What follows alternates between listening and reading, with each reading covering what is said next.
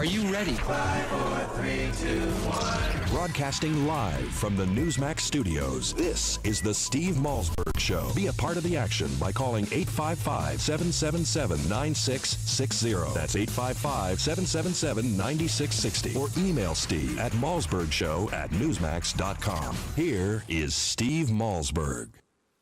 And welcome, folks, to the Thursday edition of the Steve Malzberg Show. And we are honored to start off by welcoming in once again Senator Rand Paul. Hello, Senator.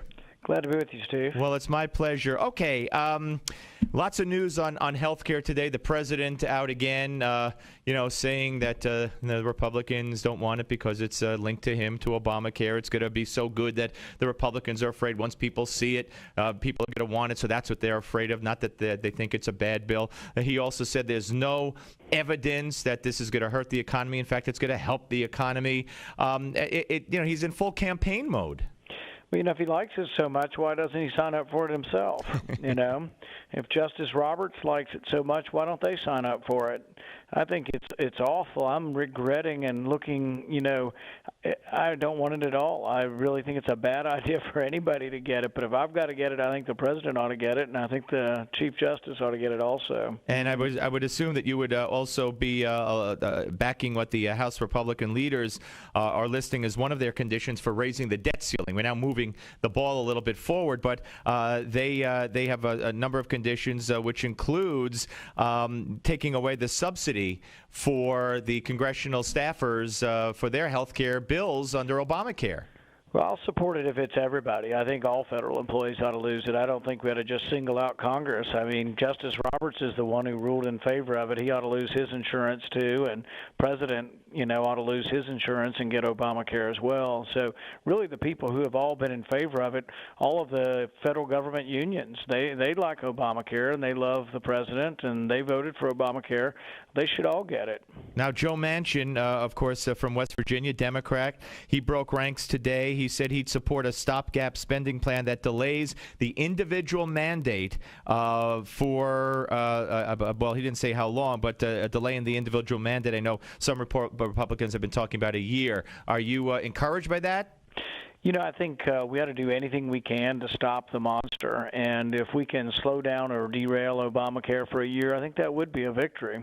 Do you think that the fact that Joe Manchin has broken the ice, so to speak, other possible red state Democrats who are up for re-election at least might come forward and follow?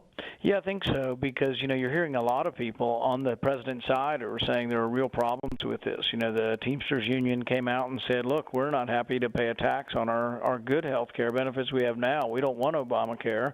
You have ex-President Bill Clinton also saying, a lot of people are going to be required to buy this insurance but aren't going to be able to afford it because we're driving the prices up. So, yeah, there's a lot of bad things with Obamacare that could be made less bad. I'd just soon get rid of the whole thing. But if we can't get rid of the whole thing, I think we ought to do everything we can to make it less bad. And where are we in the Senate, Senator, as far as the bill that will get sent back to the House? And where do you think we go from here? I wish I knew. I thought you were going to tell me. well, I could tell you this, that as far as news goes, there's another delay in another section of Obamacare. This time it's postponing the online enrollment in most of the small business exchanges, which are scheduled to open next week. So another delay. Yeah, well, and he's doing all this with his kingly powers. You've heard that he has extra powers as king of the United States. He isn't asking us about any of these things. This is legislation that he's amending after the fact. It's blatantly unconstitutional. It's illegal, but he just goes right on doing it. And, no, we should have to vote on that. That's why we should get some amendments. All we're asking is give us some amendments to try to modify Obamacare, and let's have some votes. All right. So Senator Ted Cruz spoke, and I want your take on the 21 hours. Was it worth it? Did it accomplish anything? And would you have done the same? And because you've done the same on another issue.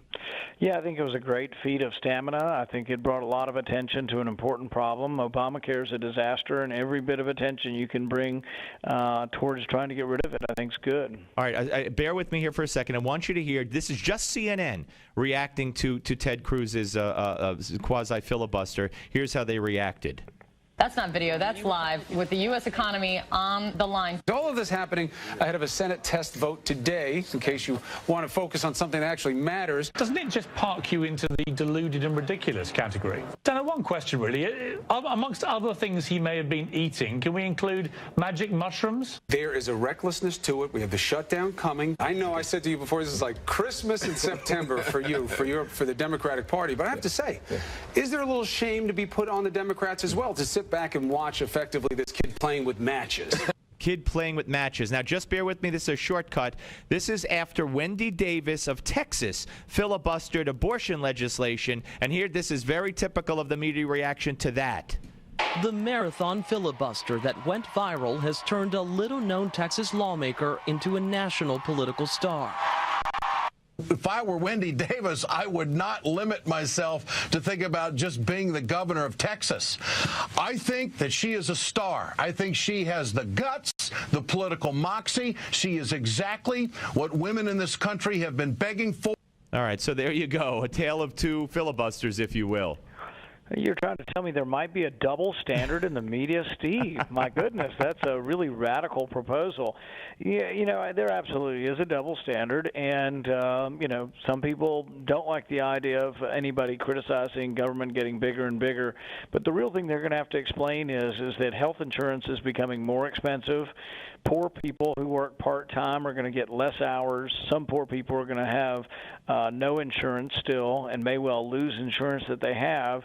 And those who keep it, in all likelihood, are going to pay more for it. So, I think there's a lot not to like about this. There's also a lot of jobs you won't see because they won't be created because you're increasing the cost of doing business. All right, I got one more for you. I'm going to let you go, and that is the question I asked before I so rudely interrupted myself and you. Where are we going with this? I mean, there'll be a continuing resolution which will fund Obamacare with some House demands being met, do you believe? Maybe. There's a possibility that a continuing resolution gets passed and maybe some modification to Obamacare happens. There's also a possibility that there's a continuing resolution passed and it's short term and it does nothing. So it just keeps the status quo for a month or so? You mean shorter than the 3 months? I think there's a possibility of all that. And then the debt. Frankly, my position is I'm just not going to vote for any funding for Obamacare. I've said it from the beginning, and I'll continue to stay to that position. I can't, in good conscience, vote to fund Obamacare. All right. No, good. Senator, I thank you for your time, sir. Thank you very much. Thank you. Take care. Senator Rand Paul, ladies and gentlemen. Well, he's going to stick to his guns. And that's apparent. And he was counting on me to tell him how this is all going to play out. Oh, if only I knew, I would be putting down big bucks on the third race at Aqueduct. Is Aqueduct still around? I don't even know. Shows what I know. All right, folks, we're going to continue. You want to weigh in on this? You want to weigh in on what the Republicans should do? You want to weigh in on the double standard in the coverage between Ted Cruz's, quote-unquote filibuster and Wendy Davis's filibuster in Texas? I'd be glad to entertain your calls, 855-777-9660. And when we come back, I'm also going to let you hear, guess who's at it again? Chris Christie is at it again. Now, what am I talking about? Oh, you're going to have to come back and find out. Where? Right here on the Steve Malzberg Show on Newsmax TV and radio. The Steve Malzberg Show. According to the FBI Uniform Crime Report, there are over 5,000 robberies every day. Your home could be at risk of being burglarized. Don't put your loved ones and valuables in jeopardy. For just over $1 per day, your home can be protected from break-ins, fire, and more. Get the latest home security technology from Protect Your Home, your ADT authorized dealer. Over 6 million households sleep better at night with ADT monitored home security. What's more, Protect Your Home is offering you their latest equipment, an $850 value, absolutely free for qualified customers. Protect your loved ones and home today. Call now for licenses and to find out more. The call is free, 1-800-949-8201. That's 1-800-949-8201. Again, 1-800-949-8201. $99 installation charge, 36-month monitoring agreement at $36.99 per month. Payment by credit card or electronic bank account charge. For new homeowner customers with satisfactory credit history only. Local permit fees may be required. Certain restrictions apply. Cannot be combined with any other offer.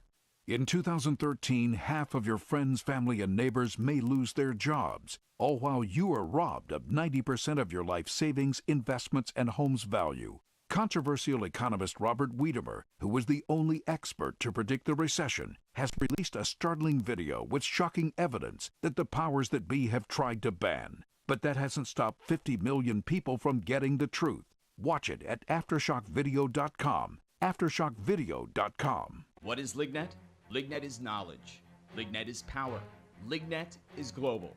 Top-level officials, U.S. intelligence officers, national security advisors, foreign operatives, all reporting directly to you.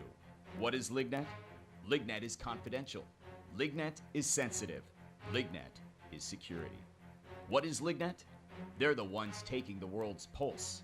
If you're not in the know, you're not on lignet.com.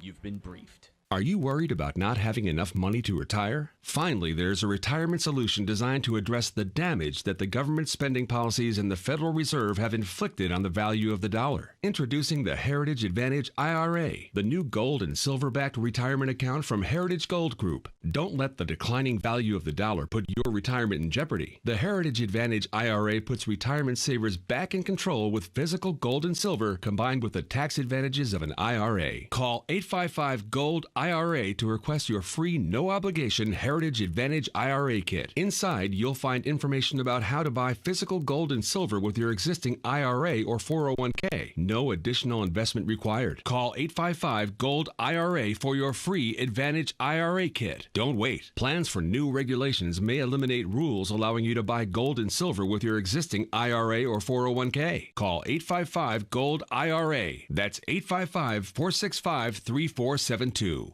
Attention, anyone with diabetes or pre-diabetes. A special website has been created just for you. At the free website 99reverse.com, we reveal the one weird spice that's probably in your kitchen right now and how it normalizes blood sugar levels. People who have followed this plan exactly as found at 99reverse.com have not only normalized their blood sugar but stopped taking their diabetes medications with the astounded approval of their doctor. Now you can take this natural, safe, and drug-free approach to reversing diabetes. You won't hear this advice anywhere else. At 99reverse.com, we reveal 3 common doctor recommendations about diabetes and why they are horribly wrong. Plus, you get 3 specific actions to take right now, today, that get your blood sugar under control in 4 weeks or less. Go right now to 99reverse.com or call toll-free 855-99-REVERSE. Is it possible to reverse diabetes? Visit 99reverse.com and find out now, while this revolutionary video is still available for free. That's 99reverse.com or call toll-free 855-99-REVERSE. 99reverse.com.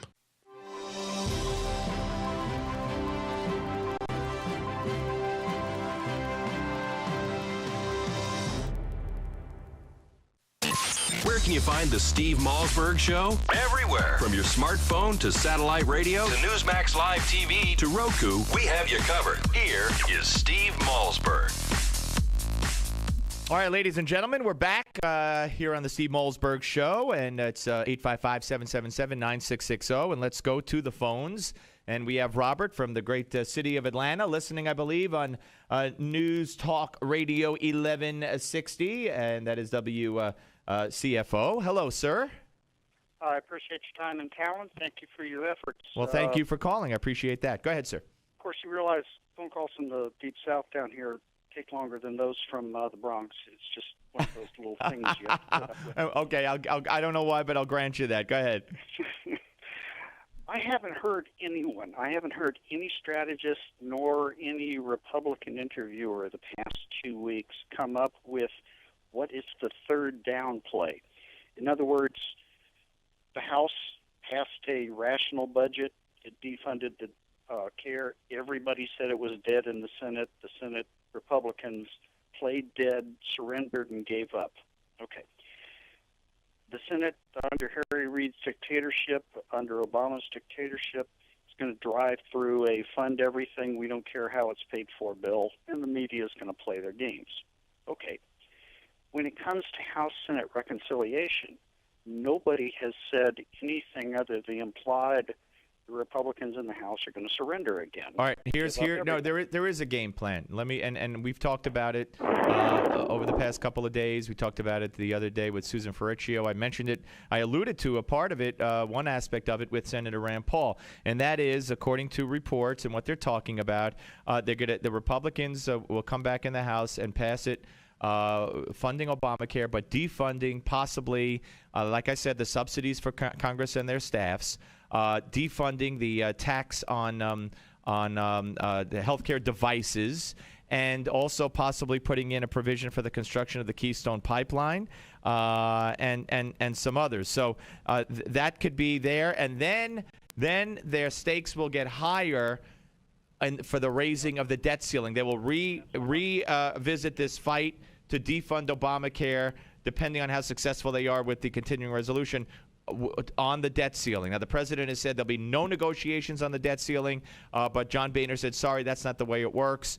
And I think the Republicans will stick to their guns on the debt ceiling. With that, then, will they come in and, as right through that interview, it came back with the statement, and I don't recall who had made it, we should force the entire government off of its subsidies. Yes, off the subsidies. I don't know. I mean, I can't. Yeah. Why are they putting up with a continual pay raise for the entire government employees? Why am I taking a 5 and 10% cut for 5 years? Why is the federal government not on a salary freeze? Oh, you're talking about a salary freeze now. That's a whole different thing. When I said subsidies, I was talking about for Obamacare. Look, I don't know. They're not going to get this is for a 3-month or maybe even a lesser amount of time continuing resolution. You asked me what the game plan is after it comes back to the House, and that's the best I could do. I don't know. You could say what you would like included, but I think they're going to concentrate on the aspects of Obamacare and the Keystone as far as what they could get in that continuing resolution. Then, like I said, then go for more things related to Obamacare in the debt ceiling. Robert, thank you for calling. I do appreciate it. I love the name because that's my son's name. And thank you very much for weighing in. All right, folks. Thank you. Appreciate your call. Okay, I want to get to Chris Christie here. We know what Chris Christie did during Hurricane Sandy right before the election. And many people, there are some who believe, or many who believe, that Chris Christie's praise of Barack Obama during Hurricane Sandy helped Obama win re-election. Let's skip to cut 39 and remind you of what took place as far as the praise by Christie for Obama. Here's 39. Helps us tremendously. I spoke to the president 3 times yesterday. He called me for the last time at midnight last night asking what he could do. I said if he could expedite designating New Jersey as a major disaster area, that would help us to get federal money and resources in here as quickly as possible to help clean up the damage here. The president was great last night. He said he would get it done. At 2 a.m. I got a call from FEMA to answer a couple of final questions, and then he signed the declaration this morning. So I have to give the president great credit. He's been on the phone with me 3 times in the last 24 hours. He has been very attentive, and anything that I've asked for, he's gotten to me. So I thank the president publicly for that. He has done, as far as I'm concerned, a great job for New Jersey. And then he, of course, subsequently, the president came down and toured with Christie, and Christie praised him again. And a lot of people felt that this was counterproductive to Romney winning the presidency. Well, Governor Christie has endorsed Steve Lonegan for the upcoming Senate race in the vacant Senate seat, U.S. Senate race, New Jersey. Lonegan against Cory Booker, mayor of Newark. So where was Chris Christie yesterday? With Cory Booker, praising Cory Booker, receiving praise from Cory Booker. You don't believe me? There was some kind of new education building. They cut the ribbon on it. You mean this couldn't have been postponed? You mean Governor Christie couldn't have said, wait till after the election? Give me a break. Here he goes again. Here is cut number 36. Cory Booker. I want to give some gov love right now because we happen to be in this silly season of politics. I don't know if you all know, but the governor and I are in the midst of elections right now. You probably haven't heard that much about that. But this is the season where everyone wants to pit people against each other. Democrat, Republican, rich, poor, urban, suburban, developers and financiers against unions and others. Well, to me, this is wrong and wrong-headed, because the truth is that America is great when we come together. That is the hallmark of this country, e pluribus unum. Yeah, all right, good. Read that off a penny. And here's more, Cory Booker, cut 37. Now, the governor and I can write a dissertation on our disagreements. He eats meat. I'm a vegetarian. He likes a good beer, perhaps, when he's watching a game. Give me a green tea. As you notice, the governor is losing weight, and I am gaining it. There is amazing differences between he and I. But when I was in my early part of my term as mayor, and he was governor-elect, he and I got together around midnight, late one night, drove around this city. We didn't talk about where we disagreed, but we talked about where we agreed. All right, and then the governor takes to the podium and doing Steve Lonigan real good. Here's what Christie had to say.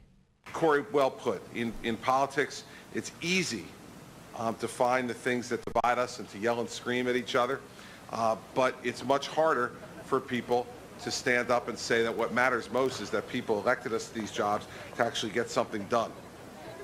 This is one of those things that we can point to, that we've gotten done when we work with each other rather than emphasize our differences. We'll cut on 3. 1, 2, 3. All right. Today I'm proud to be here again with Corey and others to cut the ribbon on this project. All right. He's the governor. That ribbon-cutting ceremony could have been held the day after the election. But this is the endorsement style, apparently, of Chris Christie. If he endorses Romney, he takes the opportunity to hug Obama. If he endorses Lonigan, he takes the opportunity to praise and hug and shake hands with and be seen with Booker. I mean, folks, what can I say? Chris Christie is who Chris Christie is. He's not a conservative in many, many respects. He got on the good list of CARE, which is a badge of dishonor, if you ask me. He screwed Romney, and here he's screwing Lonigan. He only is out for himself, even when he spoke at the convention and when he spoke at the Reagan Library. It was all about Chris Christie, and that's a shame. When we come back, Jordan Sekulow, rather, an anniversary today you want to hear about on the Steve Malzberg Show. The Steve Malzberg Show.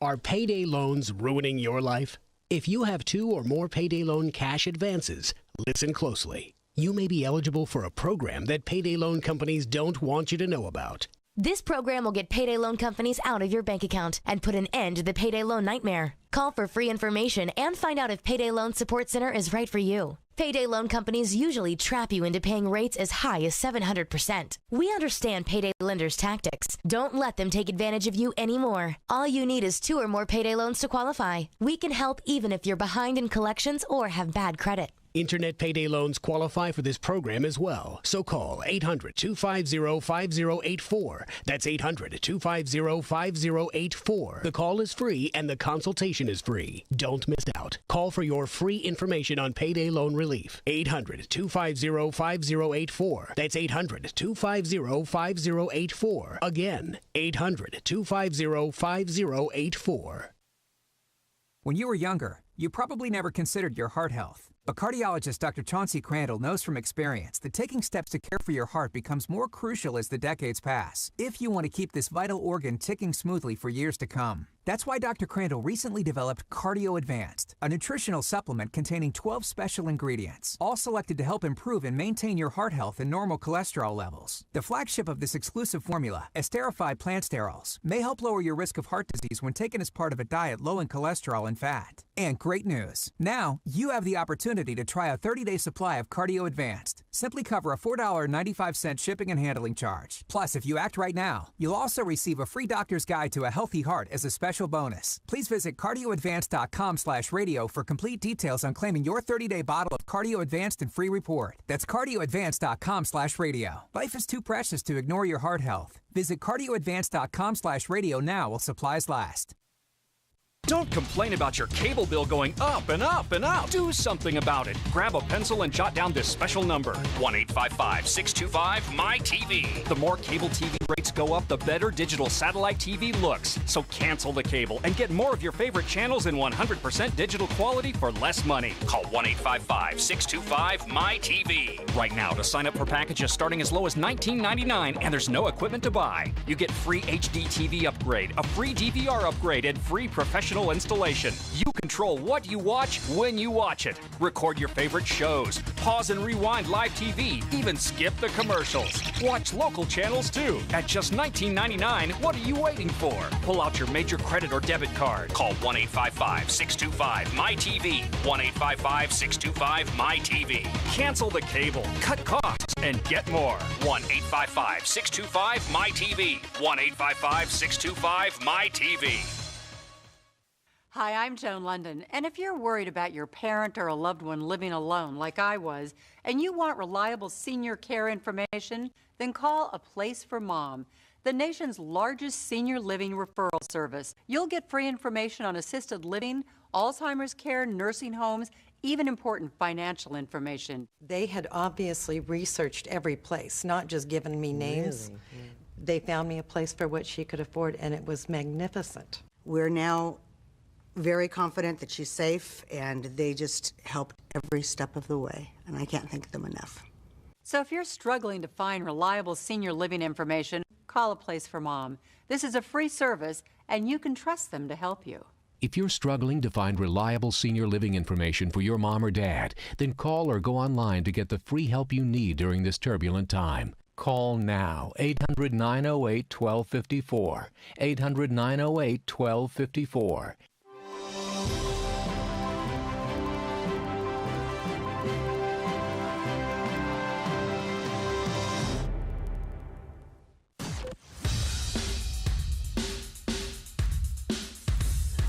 This is not your typical Screamfest talk show. No. This is the next generation of talk radio. Here is Steve Malzberg.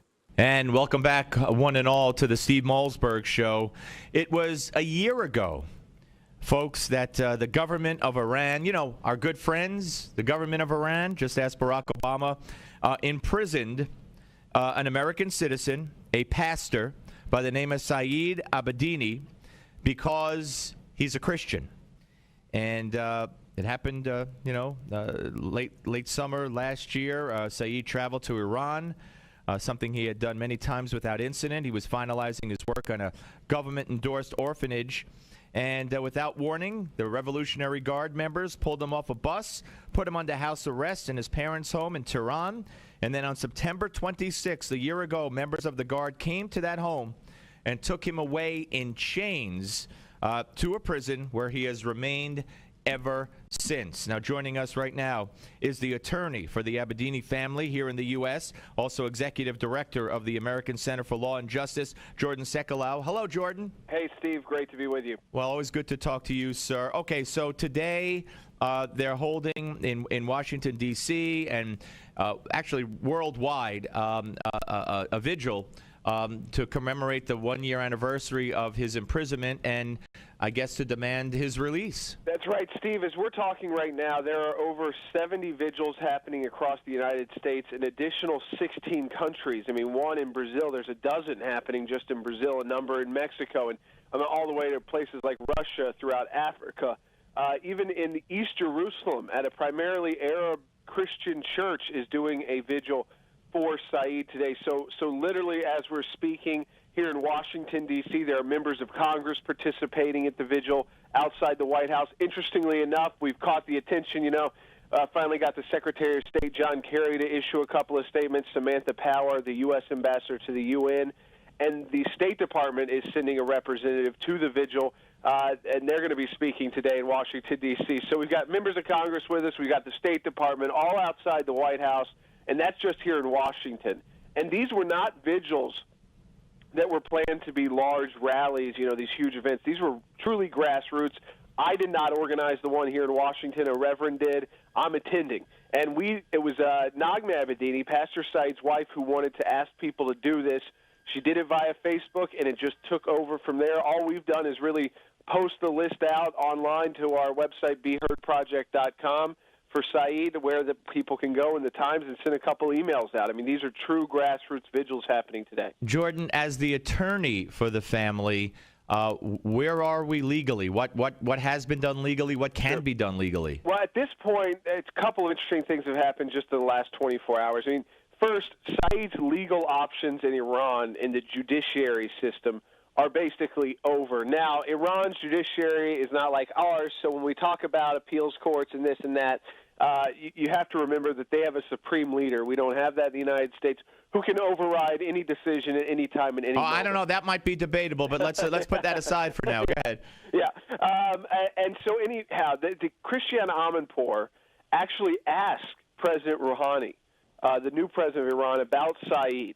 Our client, Naghmeh Abedini, Saeed's wife, was able to approach the president's delegation. And she put a note in the hand, right? Yep. And then also to the foreign minister of Iran's press spokesperson. I mean, both. And then Christiane Amanpour asked him about it. And he goes throughout this long dialogue about, well, there's legal process, but, and then there's a but of course, we could work something out.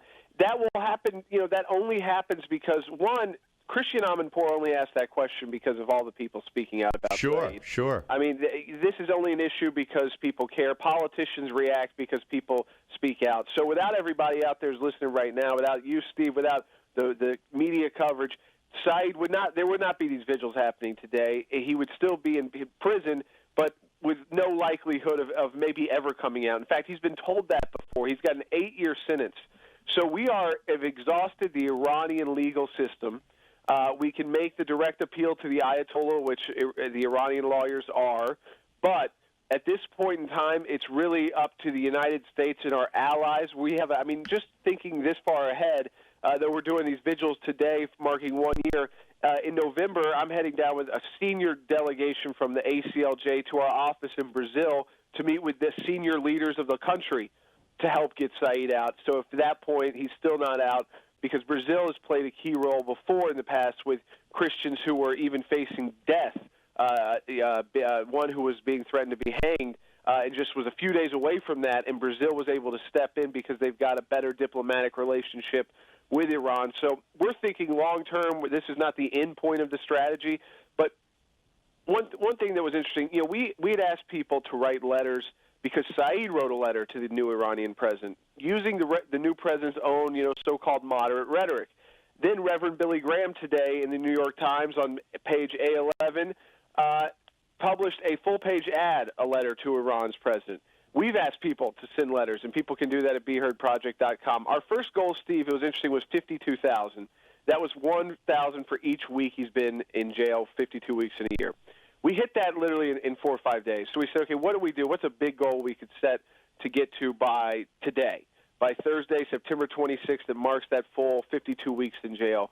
We said, how about 104,000, 2,000 for each week? Well, that's a big goal. Let's see if we get there. Steve, as we're talking right now, we're over 115,000 people. That's great. And we know that same letter got into the hands of the Iranian president's delegation and to the foreign minister's spokesperson. And today of all days, our Secretary of State is attending a meeting with Iran's foreign minister. Yep. While we're doing the vigil outside the White House. Yep. No, I got to tell you, you deserve a lot of credit. I know you're going to pass it around, and deservedly so in many respects. But what you're talking about here is a wonderful effort and a successful effort, and the kind of effort, as you said, that is going to hopefully garner results because public awareness, public pressure. But let me live in a fantasy world for just a second. How's this? And in my fantasy world, maybe our president would have been at the United Nations and he would have said, we would love a dialogue with Iran. Instead of saying, hey, here's why they don't like us, and they got a point. Sure. And here's why we don't like them, and he would have said, but this war on Christians around the world has to stop, and Iran could take the lead on that and show good faith. We have a pastor, an American citizen, in prison for no reason other than for being Christian, and we want him released. And if Iran releases him, we'll view that as a good faith gesture, and then I'll be glad to shake anybody's hand they want me to shake, and we'll go from there. But that's fantasy world in this administration. And that's exactly why we're outside the White House right now. I mean, that's why the vigil in D.C. is not outside the State Department or the Iranian embassy section and the Pakistani embassy. We're in front of the White House because, as Reverend Billy Graham said in his letter to the Iranian president, exactly those words, that this would show a good faith, a goodwill effort, something that you're reaching across. You're saying, okay, we'll help this American. The president has yet to even mention Saeed by name. And so today, that is the focus. We just got a new letter from actually Senator Lindsey Graham, who's got a decent working relationship with this president, and it went on a limb for him with Syria, who's for the second time and just released a letter just moments ago, is telling the president, okay, enough is enough. Great for the Secretary of State, wonderful. You need to come out and speak out for this American citizen. It's been too long. It's been a year now. It's time for you to speak out, and that's the message we're sending today. You know, we're talking right now to Jordan Sekulow. He is attorney for the Abedini family and executive director of the ACLJ, the American Center for Law and Justice, which does such wonderful work. And I'm reading, it was published yesterday at FoxNews.com, a piece by the pastor's wife, Saeed's wife, who you alluded to earlier, and it's so touching. She writes, one of the most difficult moments of the past year came just a few days ago when Rebecca, our 7-year-old, celebrated her birthday on September 12th, the second birthday without her dad. When I asked her what she wanted for her birthday, her answer was simply, Daddy. She asked me how many more birthdays she will have to celebrate without Daddy. I did not have an answer. And, you know, and she goes on and on and on and how hard it is to talk about how she, you know, she's been out there. I've seen her interviewed. She's very well spoken. She's a great face for her husband's cause, if you will. But tell us how, you know, you've had private conversations with her. How's she holding up? Today. You know, Nagme, she is very strong, and she had come to us initially, Steve. She said this. She said, I had two options. I could sit in a corner at home in Idaho and be sad. And then someone got her into contact with us, and she said, and then I had this opportunity to speak out. And unlike most Iranians, there are probably 290, 300 other Iranian Christians who are in jail only because they're Christians. Unlike all of them, she can be a voice for Saeed and those others, and she always makes sure to include. Yeah. It's not just about Saeed. Saeed has even written in some of the letters he's gotten out of prison that, you know, he knows that he's representing a bigger persecuted group. She's become, as she said, a single mother who's on the road traveling so that she can have a two-parent home again. Her husband was there legally. He was there working with the actual local government on opening an orphanage that was primarily going to serve Muslim orphans. I mean, he had gotten the approvals. He was literally making this trip. He was an American citizen, but making this trip to get the final sign-off. And then I think it was a day and a half before he left, he gets yanked off a bus by the Revolutionary Guard and was put under house arrest back in July of last year. And then in September 26th, today, last year, very early hours in the morning in Iran, they raided his parents' home where he was in Tehran, and he's been in prison ever since. Yeah, let me close with you on this piece, this line from her piece yesterday. This is not a liberal or conservative issue. It's not a Christian or non-Christian issue. This is a human issue. We cannot afford to remain silent. I think that says it all. Absolutely. You know, Steve, it's an American citizen locked up in Iran only because of his religious faith, and he wasn't doing anything. That's literally what they charged him with, was being a Christian. And all Americans need to speak out for that. Doesn't matter if you're a Christian or not. Absolutely. Just speaking out. And they could do it at BeHeardProject.com. Thanks, Steve. All right, Jordan, my pleasure. Good luck, and thank you for taking the time during the vigil. Appreciate it. Thank you. Bye-bye. That's Jordan Sekulow, ladies and gentlemen, attorney for the Abedini family, I should say, and he is the executive director for the American Center for Law and Justice. Just, you know, look, every day we have these stories. And this is, this is a unique one because he's an American citizen. He's in jail for being a Christian. He did nothing wrong. And boy, oh boy, can you imagine what pride you would? I'll put it this way. I can imagine the pride I would have felt if our president had gone before the world at the United Nations and said what I suggested he might have said. You know, I'd love to talk to Iran about their concerns. I'd love to talk to Iran about their nuclear problems. I'd love to talk to Iran about, but you know what, Iran? You're holding an American citizen right now in your prison simply for being a Christian. Let the pastor go. I would have praised Barack Obama all day, all night, all week, forever for that. It would have instilled such. I would have been moved to tears. But it's not in him. It's just not in him. Anyway, 855-777-9660. You want to weigh in on this vigil and this horrific story, once again, involving a Christian, an American citizen in particular here. Okay, we're coming back. Steve Malzberg on the Steve Malzberg Show. Newsmax TV and radio. The Steve Malzberg Show. If you're a man over 40, your prostate could be forcing you to urinate frequently, even disrupting your sleep multiple times each night. You're not alone. Over half of men over 40 experience age-related prostate concerns. Fortunately, prominent medical doctor David Brownstein believes that aging prostate concerns are not inevitable. That's why Dr. Brownstein developed Prostate Revive, an advanced dietary supplement containing a unique blend of 15 ingredients designed to promote optimal prostate health. So men, as part of this new radio promotion, you now have the opportunity to claim your own 30-day supply of Prostate Revive, containing saw palmetto, beta-cytosterol, and numerous other prostate helpers. Just cover a $4.95 shipping and handling charge. Plus, if you act now, you'll also get a doctor's guide to a healthy prostate as a bonus gift. Please visit prostaterevive.com/radio for details on getting your 30-day supply of Prostate Revive and free report. That's prostaterevive.com/radio. Do something about those annoying age-related prostate concerns. Visit prostaterevive.com/radio now while supplies last. 150 million people suffer from headaches. All you want is for the pounding in your head to stop.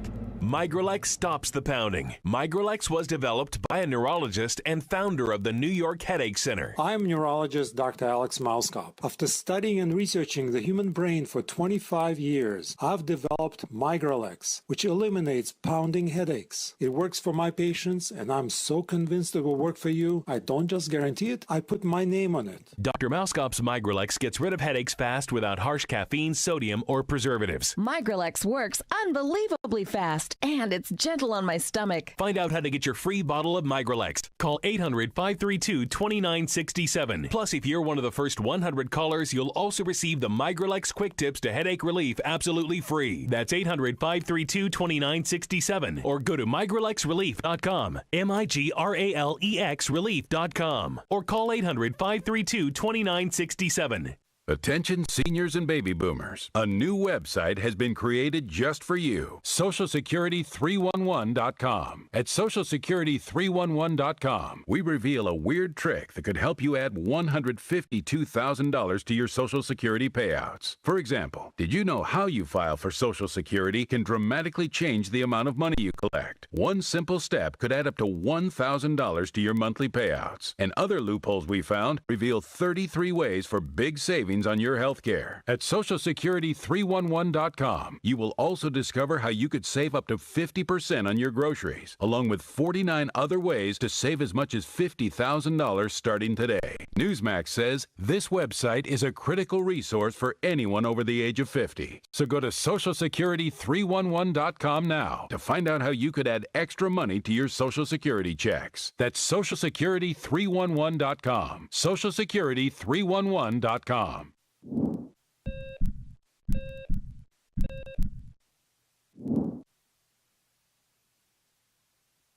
Heart disease is the biggest killer disease in America, and this doesn't surprise me. We are addicted to starches, sugars, fatty meats, and salt. People who live in countries with little heart disease eat very differently. One way some people stay heart healthy is by following what is known as the caveman or Stonehenge diet, so named because of its similarity to the way our prehistoric ancestors ate. People who follow this type of diet live off local fruits and root vegetables and get their protein mostly from fish and wild game they shoot themselves. Now, since most of us don't hunt or fish for all our protein, here are some simple tips on how you can start to eat like a caveman, modern day style. First, fill up on fruits and vegetables. Eat them first and you'll be less hungry. Feast on fish, which is rich in nutrients but not in calories. Choose fatty fish like mackerel, herring, sardines, and salmon, which are rich in heart-healthy omega-3 fatty acids. Get out and go for a walk. Remember, our ancestors were hunters and gatherers, so they didn't spend their time sitting in front of a TV or computer all day. If you live more like a caveman or a cave woman, your heart will love you for it. I'm Dr. Chauncey Crandall, and thank you for watching this Heart Health Minute. Remember, it's never too late to prevent or reverse heart disease. Right now, I invite you to discover your own risk for heart disease or even a heart attack by taking my quick free online quiz at www.simplehearttest.com.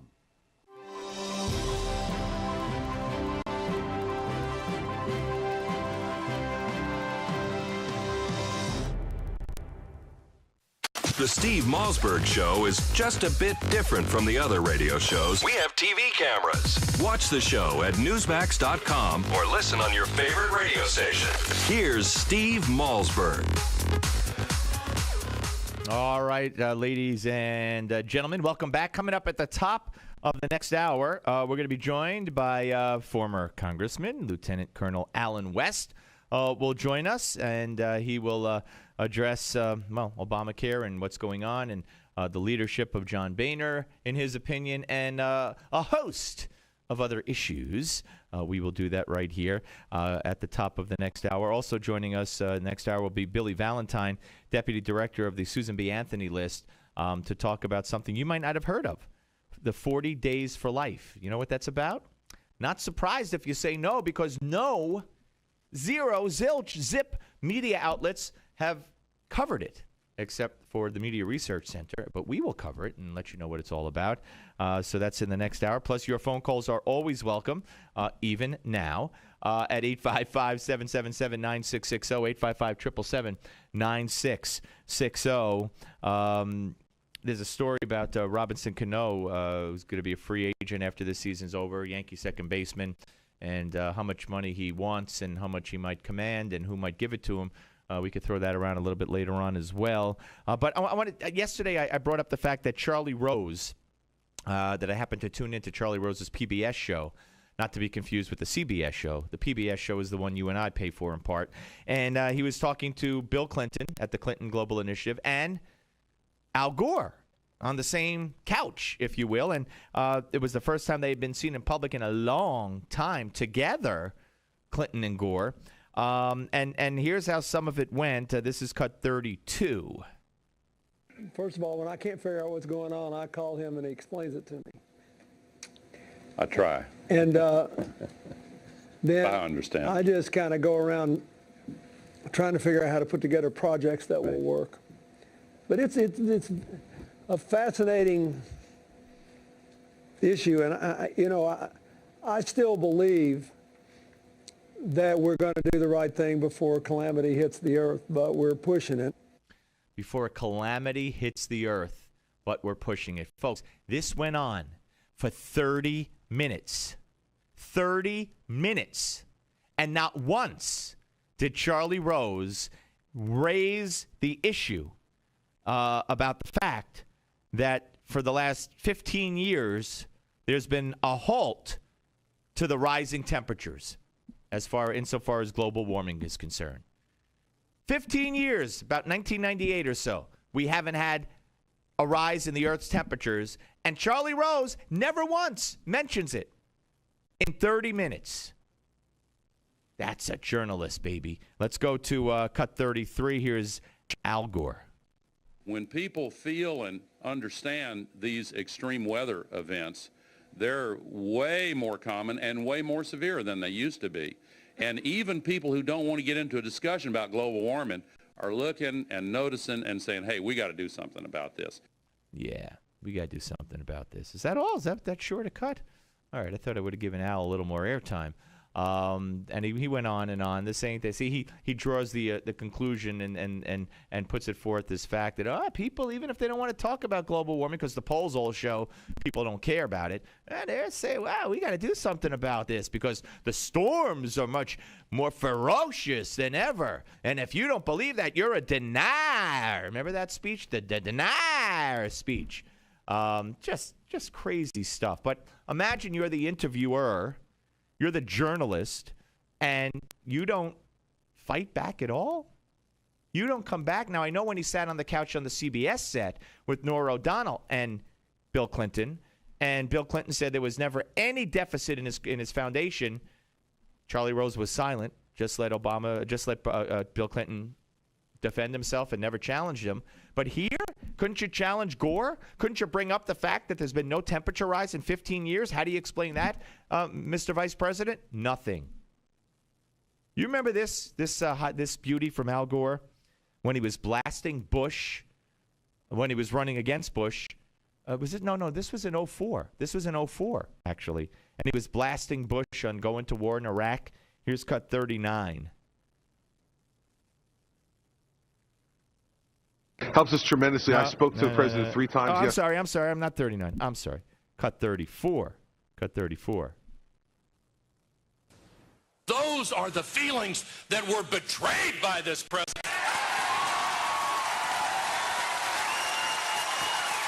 He betrayed this country. He played on our fears. He took America. He took America on an ill-conceived foreign adventure, dangerous to our troops, an adventure that was preordained and planned before 9/11 ever took place. Yeah, see, that's Al Gore. That's like the Reverend Al Gore is what they started calling him. And he's made these speeches about global warming with the same kind of passion and the same kind of delivery. And if you don't believe in global warming, you're a denier. You're a denier. Like a Holocaust denier. In other words, they try to put that together. Denier, the loaded term. It really is a well coordinated effort, but it hasn't resonated with the public. Has not resonated. And then they take a storm like Sandy that they call a superstorm. Yeah, it did a lot of damage. Not the first storm to do damage. And I'll say it once again, when it hit land in New York and New Jersey, it wasn't even a hurricane. So, let's put it in perspective. Oh, I know we can't do that. The media can't. I can. And you know where I could do that? I could do that right here. We do it every day for 3 hours, 3 to 6 Eastern time. Tell your friends it's the Steve Malzberg Show. No matter where you're listening or where you're watching. Well, you can only watch on Newsmax.com and Roku and all that. Steve Malzberg Show right here on Newsmax TV and radio. The Steve Malzberg Show. Attention hip implant patients. Are you in constant pain? Have you received a letter from your doctor about your implant? Have you had or need a revision surgery? Do you have high levels of metal, chromium, or cobalt in your blood? Over 90,000 hip implant devices have been recalled due to defects and failures resulting in revision or replacement surgery. If you have a recalled hip implant, you may be entitled to substantial financial compensation. Call 800-460-0920 to see if your implant is affected by the recalls. If you or a loved one has a defective or recalled hip implant, you may be entitled to substantial financial compensation. Call 800-460-0920. That's 800-460-0920. Protect your legal rights today. Call 800-460-0920. This is an advertisement, not valid in all states. Paid non-attorney spokesperson. iLawsuit.com is an advertising group that represents lawyers advertising their services and is a free matching service for consumers. It is not a law firm or lawyer referral service. Are you worried about not having enough money to retire? Finally, there's a retirement solution designed to address the damage that the government spending policies and the Federal Reserve have inflicted on the value of the dollar. Introducing the Heritage Advantage IRA, the new gold and silver-backed retirement account from Heritage Gold Group. Don't let the declining value of the dollar put your retirement in jeopardy. The Heritage Advantage IRA puts retirement savers back in control with physical gold and silver combined with the tax advantages of an IRA. Call 855-GOLD-IRA to request your free, no-obligation Heritage Advantage IRA kit. Inside, you'll find information about how to buy physical gold and silver with your existing IRA or 401k. No additional investment required. Call 855-GOLD-IRA for your free Advantage IRA kit. Don't wait. Plans for new regulations may eliminate rules allowing you to buy gold and silver with your existing IRA or 401k. Call 855-GOLD-IRA. That's 855-465-3472.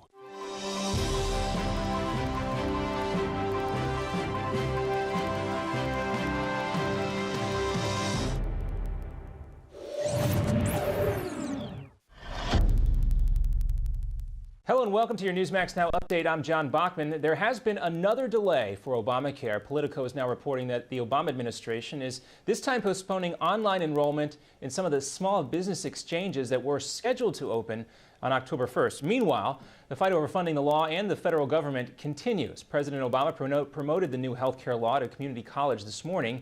He sent a message to House conservatives who are trying to defund the program. Obama promised the crowd that his law is here to stay. Meanwhile, money to pay for the Affordable Care Act is in jeopardy because it's tied to a House-backed spending bill. Senate Democrats plan to strip the Obamacare provision from the legislation, but it's not clear if the Republican-controlled House will agree to that. Listen, the American people don't want the president's health care bill, and they don't want the government to shut down. Republicans are listening. We passed a bill last week that would do just what the American people have asked. Also, Boehner says House GOP leaders are planning to unveil legislation to lift the government's borrowing cap, but only if the new health care law is delayed for 1 year. And after decades of suspicion and cold relations between the U.S. and Iran, Secretary of State John Kerry is hoping to break the ice with Iran's foreign minister during a meeting today. Kerry and top diplomats from 5 other countries are trying to restart negotiations over Iran's nuclear program. Iran has been punished for its suspect nuclear ambitions with crippling economic sanctions, and the country's new moderate president says he is now ready to talk. What matters is that Iran must be able to assert its rights, its legal rights. President Hassan Rouhani denies Iran is trying to develop nuclear weapons. In an interview with CBS News' Charlie Rose, Rouhani says Iran does not want to be discriminated against. Meanwhile, Kerry told reporters that he won't know if Iran is serious about this until he meets with Iranian officials. And a powerful earthquake in southwest Pakistan, which killed at least 327 people, also caused a small island to emerge on the coast, sparking some locals to wonder what happened. Check this out. The magnitude 7.7 earthquake hit on Tuesday, killed hundreds and injured hundreds more. Dozens of mud houses collapsed, and residents throughout the remote industry were trapped in those buildings. The Pakistani military launched a major rescue recovery operation. Local people in this coastal region of Pakistan also witnessed the rare phenomenon of an island thrust out of the sea by the earthquake. Pretty incredible to see right there. And when your Newsmax Now update continues, we'll take a look at the America's Cup. They needed the biggest comeback in the history of sports' oldest trophy to win, and they got it. Plus, a Newsmax exclusive with Mike Duncan, who represents the American Coalition for Clean Coal Technology. Why new EPA regulations will cost all Americans. Next.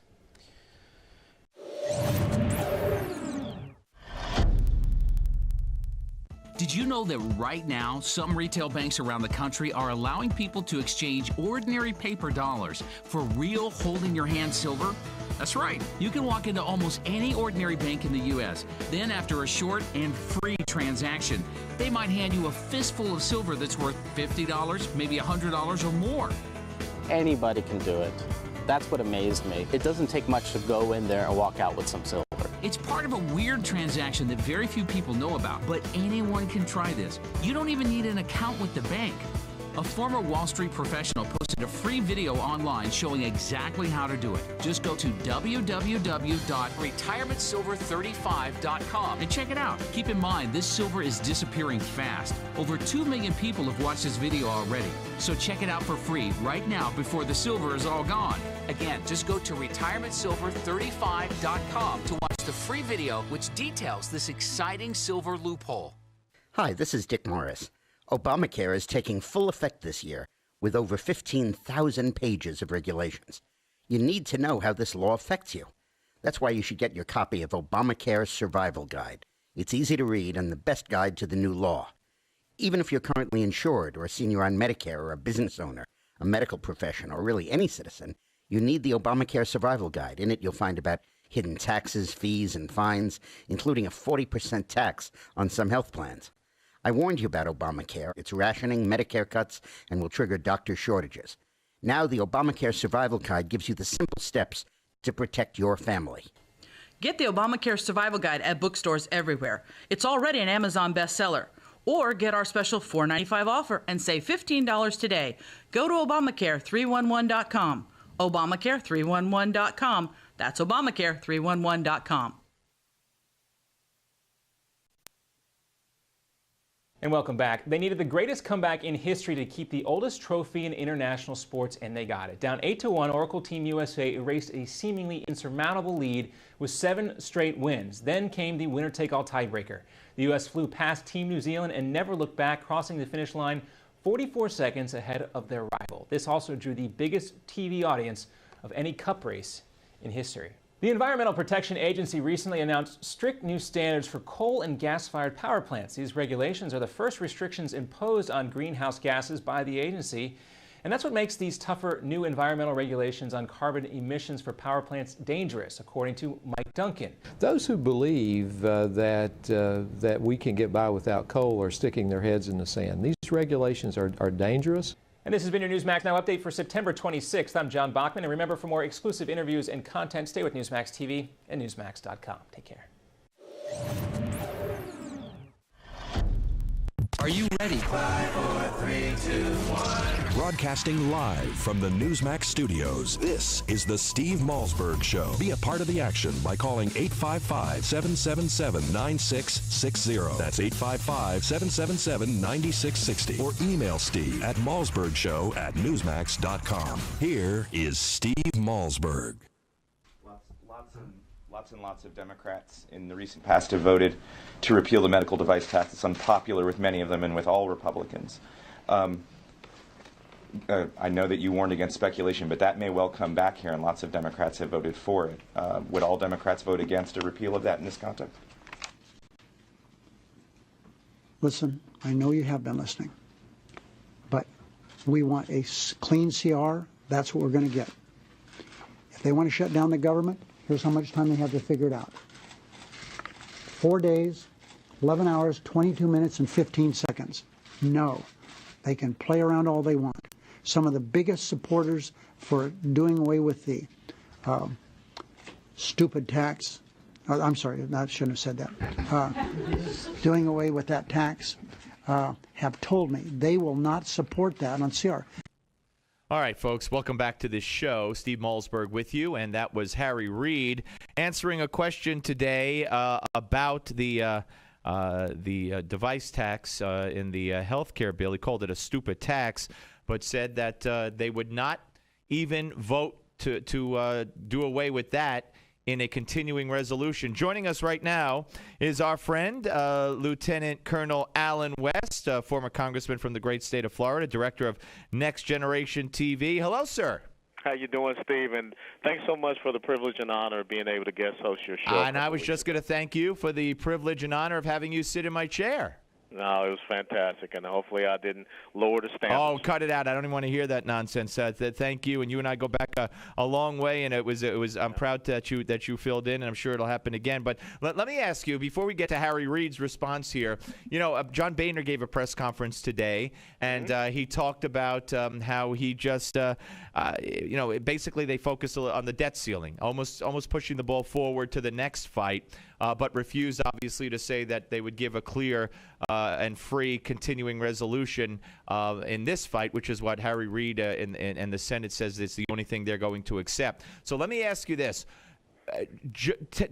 Tell me what kind of leadership you think that John Boehner has been giving us. Is it the leadership that we need in Congress? And if not, do you believe it's time for a change? Well, you know what, I have to tell you that without a doubt, Speaker Boehner's position is very difficult because unlike the Borg-like liberal progressives and the Democrat Party, he allows people to have their own separate expressions and thoughts and ideas and legislative proposals, and that can be very difficult. So, I'm not going to sit up here and point fingers at someone because I've never been a speaker. I was only in the House for 2 years, but I will tell you this. We do need to have principled voices that can stand up and articulate our legislative agenda as constitutional conservatives, as the Republican Party, and why we see things such as this massive debt that is stacking up against our country is a threat to our national security and our economic security. We need to talk about how we need some predictability in our budgeting process, and we need to talk about the things that are severely going to affect the American people, especially hardworking middle-income families, American families, when you look at the implementation of the Affordable Care Act, which today they just said here in Washington, D.C. is not going to be ready to kick in on 1 October. The exchange is here. So I think that we can do a better job as far as messaging some of the pitfalls of this Affordable Care Act. But, you know, I think for right now they're talking about pushing the CR together with the debt limit. They're going to fund the government for the next 2 weeks or so, and then the middle of October we'll see what happens. All right, now, I guess you would agree, Congressman, that you know, Boehner was dragged almost kicking and screaming because before the recess, Labor Day recess, and all that, before they came back at the end of August, they were out in their districts. The congressmen were, and they must have heard from their constituents because the leadership in no way had any stomach for it. Never said they would fight the continuing resolution. Yeah. Never said they would defund Obamacare. So let me just ask you this, without asking you to be critical or judgmental of the speaker. Certainly, it's the if you want to call it the Tea Party wing, I'll leave it for you to describe. But it's the other part of the party that has pushed the leadership to the point to where they have gone. And so, who do you see as maybe a leader in that part of the party that maybe is almost mainly responsible for pushing leadership to acquiesce and to have this fight? Well, there's no doubt about it that the conservatives have made a stink about, you know, standing up and continuing to fight against the Affordable Care Act. Every day we see something new and different about the failures and the faults and the shortcomings of the Affordable Care Act. And I don't think that many people wanted to have this discussion at this part in time as we get ready to go into a CR and also a debt limit discussion. So, yes, going back home for those 5 or 6 weeks in August, people got an earful.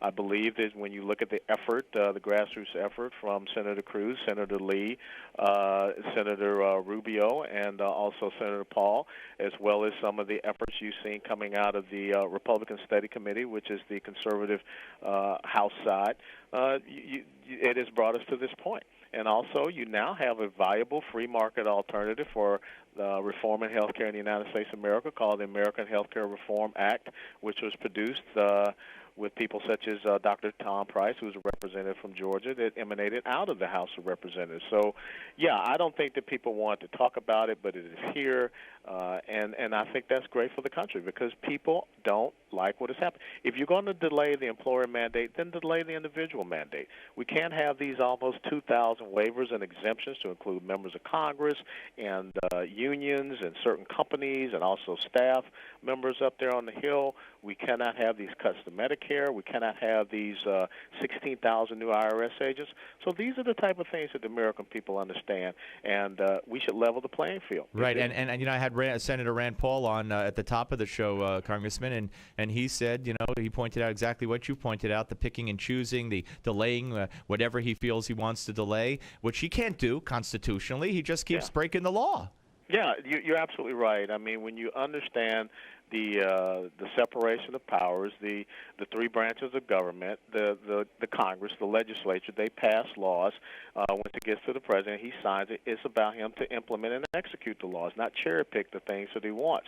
So if the president is going to set a certain standard, then it should be an equitable standard. I mean, if he is delaying certain parts, then obviously he does not have confidence in the Affordable Care Act being implemented. And let's just take a time out. That's all I think that people are looking at. Take a time out. We don't need to become a part-time working nation, which is what we have. Yes. We don't need to reclassify the full-time work week from 40 hours down to 30 hours. And even the unions, AFL-CIO, they don't like the direction this is headed. Absolutely, and we're talking to Congressman Allen West here on the Steve Malzberg Show. Today, the president claimed that there is, get this now, no widespread evidence. You talk about Clintonese. There's no widespread evidence that the health care law is hurting jobs or the economy. Now, that just flies in the face of everything we've seen and read and heard and what's actually happening. Well, this is also the same president who 2 weeks after the Benghazi incident stood at the United Nations General Assembly and blamed it all on a video. So, look, I cannot say it any other way, Steve, than to say that the president is lying to the American people. He has a bully pulpit. He has a complicit media. But I think the American people know what's going on, and the gig is up. Yeah, and a couple more for you, and they both involve polls. First one, the Obama overall approval rating, according to a CBS News New York Times poll, is down to 43%. And in a YouGov poll out today, more Americans think that Vladimir Putin is doing a more effective job handling Syria than our own president. Well, obviously so, because, you know, when the president came in and look, he was late to the game. If you were going to do something in Syria, it should have been 2 years ago. The president didn't go for congressional approval in Libya. And look at the unintended consequences there of just rushing in and not having a clear, concise, strategic vision and policy. So here was the president not wanting to be stuck holding the bag on Syria. He decides to go over to the Congress. He realizes he's not going to get support. He's looking for a way out.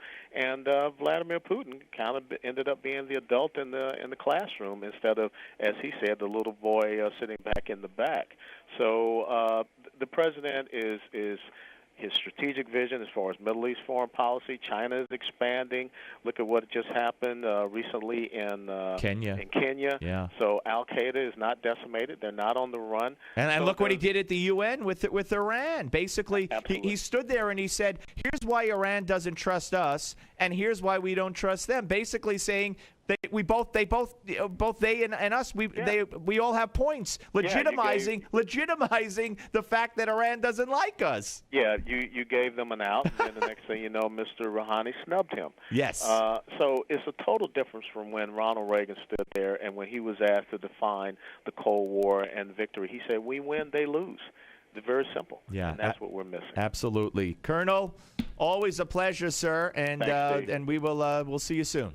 You got it. Thank you. That's Lieutenant Colonel Alan West, ladies and gentlemen, former U.S. Congressman from the great state of Florida, and he's director of Next Generation TV. He's so right about the president, and he really belongs back in Congress. He is a voice that we really need in leadership in the House of Representatives, and maybe even beyond the House of Representatives. But of course, you know what he was running against. You know the attacks on his family, the phony attacks, the vicious attacks. What he went through down in Florida as they targeted him from the moment he won his seat 2 terms ago. Anyway, we're privileged to have him here on the show and as a friend of the show, and I was privileged to have him fill in. All right, folks, you want to weigh in? 855-777-9660. So what do you make of Harry Reid, the soundbite we played at the top of this hour? Harry Reid calling the medical device tax a stupid tax. Now, many Democrats have said that. Many Democrats don't like this device tax.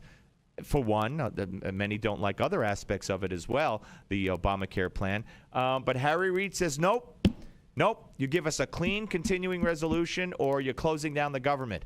So in other words, no negotiation, no room for talk, no room for compromise. Obama has already said that to Boehner about the debt ceiling. He said it today, I will not negotiate. The full faith and credit of the American taxpayers and the American government. So no negotiation on the CR, on the debt ceiling, daring Republicans to, quote unquote, shut down the government, when I interpret it as they're saying, you do what we want or we'll shut down the government. We're going to hit the debt ceiling October 17th. If there's no negotiation, if you're saying you take it or leave it, you give us what we want or you're going to be shutting down the government. No. If you're not going to talk to me and you're demanding I do what you do or I'll be shutting down the government if I don't go along with you, how about talking to me? Isn't it, and won't it be the people who won't talk, won't reach out, won't respond, won't negotiate? Won't they be the ones shutting down the government? They're so confident that the media will blame Republicans that they're actually saying on both fronts, Reid on the CR, Obama on the debt ceiling, we will not talk to you, Republicans. And if you don't like it, shut down the government. But it's backwards. What do you think? 855-777-9660 on the Steve Malzberg Show, Newsmax TV and radio. The Steve Malzberg Show. A hot new book by Craig Smith argues that the greenback is now at high risk thanks to our spendthrift politicians. Mark Twain said, "The truth is stranger than fiction." The same is true of the Great Debasement, which began a century ago with the creation of the Federal Reserve and income tax. The result, today's dollar retains just 2 cents of its original buying power. Yes, progressive politicians have engineered the largest wealth confiscation in history, creating in essence a fourth branch of government. Learn what must be done to preserve your money if the dollar crashes. The good news is Swiss America is offering the Great Debasement, a $20 value free of charge for this special radio offer. 800-818-3967. 800-818-3967. 800-818-3967. Call Swiss America now for a free DVD. 800-818-3967. Hello, my name is Fred Fleitz, and I'm the managing editor of LigNet. You've probably seen our name preceding some of the stories you read on Newsmax or heard LigNet referenced on Fox News, C-SPAN, or CNN. Perhaps you've asked yourself, what is LigNet? LigNet is an acronym for the Langley Intelligence Group Network, a private Washington, D.C. based service that provides global intelligence, in-depth analysis, and detailed forecasting. Who is LigNet? LigNet staff and advisors include former CIA officers, national security experts, presidential advisors, and top-level government officials from around the world. I myself held several national security posts for the U.S. government during my 25-year career with the Central Intelligence Agency, the Defense Intelligence Agency, the U.S. Department of State, and the House Permanent Select Committee on Intelligence. Our lead advisor is General Michael Hayden, the former director of the CIA. He is joined by former U.S. Ambassador to the United Nations John Bolton and former chairman of the National Intelligence Council and Special Assistant to President Ronald Reagan Fritz Ehrmann, former U.S. Ambassador to Venezuela Otto Wright, and former clandestine service officer Frederick Russman. Former chairman of the House Intelligence Committee Peter Hoekstra also joined our advisory board staff. What is LigNet's mission? Every day, our goal is to use our expertise, our resources, and our worldwide staff to take the pulse of the ever-changing political and economic landscape and the threats we face on a daily basis. Whether you are following global events for your portfolio or business, or just interested in the world around you, LigNet provides what you need to know to keep up with global events. What are the benefits of joining LigNet? There are many. Every day, LigNet members receive the Morning Brief, a daily email that provides summaries and links to our daily analysis to keep you up to date on LigNet's assessments. LigNet members receive unrestricted access to LigNet's secure database of global analysis. All of our special reports, previous analyses, and exclusive video interviews with intelligence insiders are available to members 24 hours a day. But you also get top-notch analysis that resembles the President's Daily Brief, the classified intelligence assessment delivered to the President of the United States every morning. LigNet also sends breaking news emails to our membership list. If there is a development of global proportions or a terror alert, our subscribers are always the first to know. I hope you now have a better understanding of what LigNet is, but more importantly, recognize how truly invaluable LigNet can be. As the old saying goes, knowledge is power. Join LigNet for $1. Go to lignet.com/radio.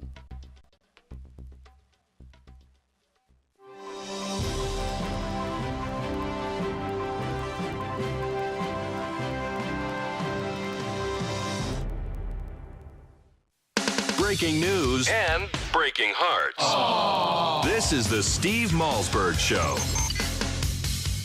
All right, ladies and gentlemen, we switch gears as I've been known to do, and just want to fill you in on some news today from the world of Major League Baseball. Bud Selig said that he plans to retire as baseball commissioner in January of 2015. I love people who announce their retirement, over a year in advance. Anyway, after a term of more than 22 years. Of course, he was the owner of the Milwaukee Brewers and became a commissioner. Pretty amazing. Some owners, even his wife, have been skeptical in the past that he would really quit. But this marked the first time that Selig has issued a formal statement that says he intends to step down from the top job in Major League Baseball. He's 79 years old, so he wants to quit, I guess, when he's 80. That's allowable.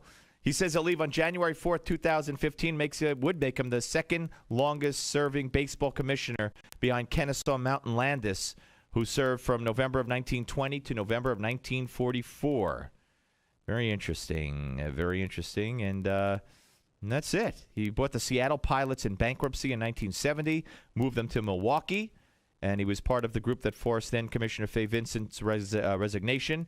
And in 1992, Selig took over as acting commissioner. So we'll see if it's bye-bye Bud in 2015. Also, Robinson Cano, don't you know, to quote John Sterling, Yankee second baseman, the prize of the free agent market that is upcoming after this season is over. Supposedly, people familiar with Cano's thinking, ESPN says that the Yankees and Cano are way apart. They say Cano will probably take the biggest offer he receives. I do not think that will come from the Yankees. It will probably come from the Los Angeles Dodgers. He's looking for 10 years, $305 million. To put that in perspective, that would make him the highest paid second baseman ever. It might make him the highest paid player ever, because the $305 million represents the total value of Alex Rodriguez's contract, his record-setting deal, okay? And that's if Rodriguez had achieved all of the incentives in the contract. So this would undoubtedly be a record-breaking deal. Cano is 30. You want to give a 30-year-old a 10-year contract at an average of $30 million a year? Now he's hit .309, averaged 28 homers, 102 ribbies over the past 5 years. And this year, he leads the Yankees with 27 homers, 106 ribbies, and a .315 batting average. My one knock on Robinson Cano is that he doesn't run. He doesn't run hard to first base when he hits a ground ball. If he thinks he's out, he just, whatever they say, jags it, whatever. He doesn't run hard. And he's been called out many times on the broadcasts of Yankee games for not running hard. Not that it results in any significant game-related change or outcome, but, you got to bust your tail a little bit. But having said that, he's still a very prolific player, and I think this will be his last season with the Yankees. When we come back, ladies and gentlemen, do you know what 40 Days for Life is all about? Do you know? Well, we're going to tell you, and we're going to tell you when we come back right here on the Steve Malzberg Show on Newsmax TV and radio. The Steve Malzberg Show.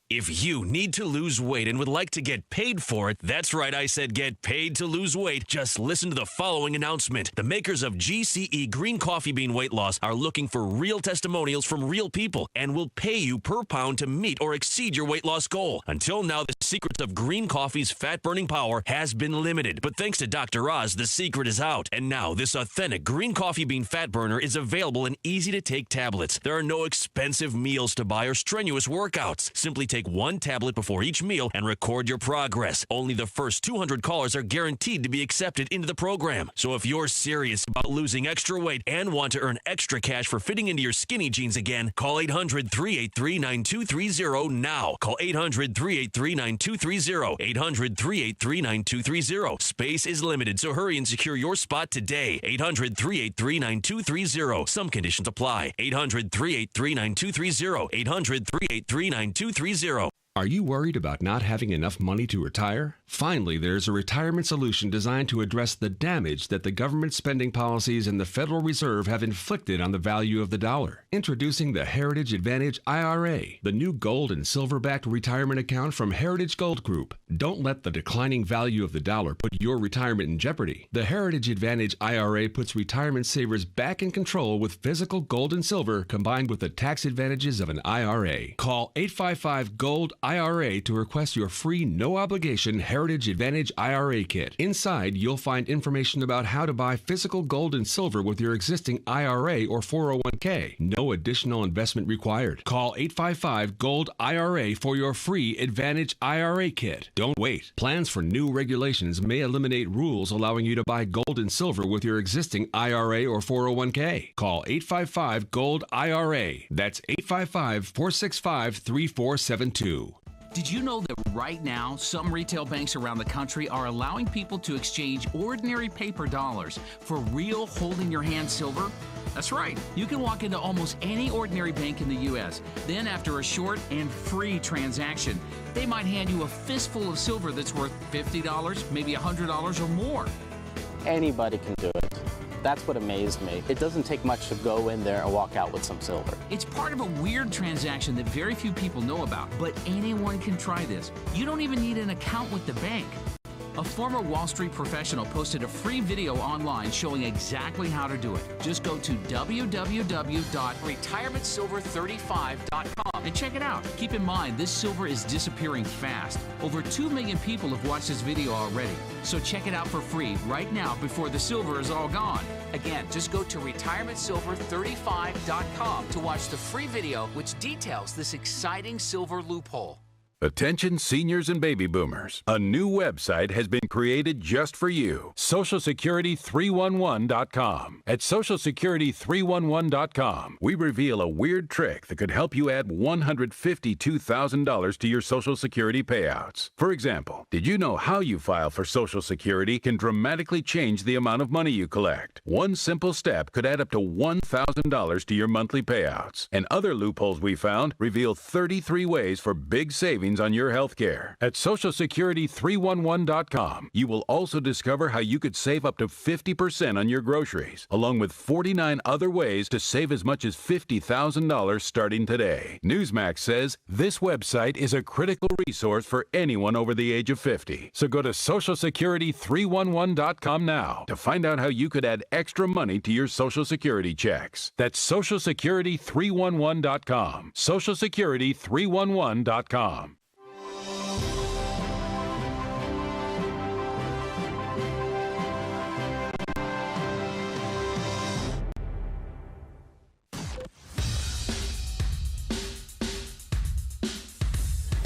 This is not your typical Screamfest talk show. No. This is the next generation of talk radio. Here is Steve Malzberg.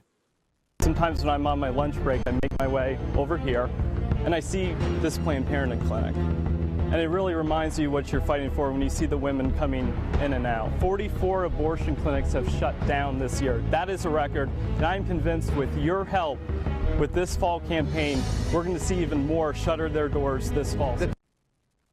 All right, ladies and gentlemen, welcome back to the Steve Malzberg Show. That was Billy Valentine. He's Director of Policy and Programs for the Susan B. Anthony list. And I got to tell you, yesterday, September 25th, marked the beginning of the fall 2013 40 Days for Life. Now, you may not have heard about this because they held a press event yesterday at which Mr. Valentine, his soundbite came from.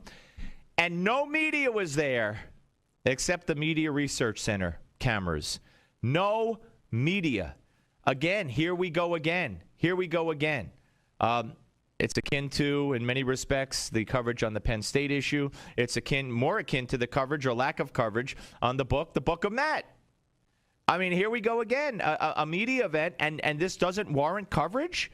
If this was a pro-abortion group, believe me, you would have seen it all over the news. So joining us now is Billy Valentine, Director, as I said, of Policy and Programs for Susan B. Anthony List. And Billy, welcome, sir.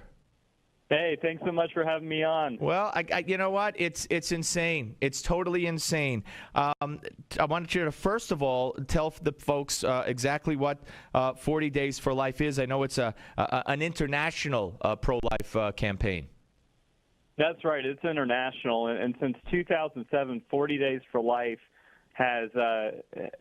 is in 501 cities.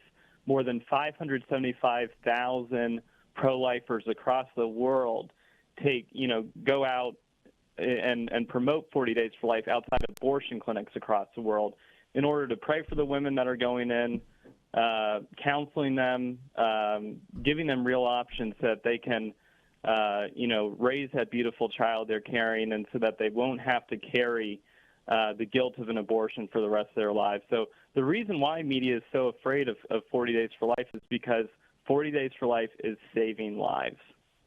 Yeah, well, again, it doesn't fit in with the agenda of the media. Is this the first time that because the story says that 2013, the fall 2013 40 Days for Life, have there been other such 40 Days for Life events? That's right. Yeah, they've been taking place across the country since 2007. And it's incredible how little people know about what they're doing despite the huge impact that they're having. And in a way, it might be good that the media is not covering it, because 40 Days for Life is able to go under the radar. It's a grassroots movement of pro-lifers across the world, and they're saving lives. And you think the reason that the media won't touch this exactly is why? Well, I think it's similar to the lack of coverage with the Kermit Gosnell trial. It took pro-lifers, going on social media to get the media to pay attention to what was going on in that house of horrors in Pennsylvania. And really, the media does not want to show America what abortion is really like. And, 40 Days for Life, for instance, has converted 83 abortion clinic workers. That's 83 abortion clinic workers that the media could be talking to say, what did you see inside the abortion industry when you worked there, and what caused you to leave? So it's very much, it's just the same thing as them not covering the Gosnell trial.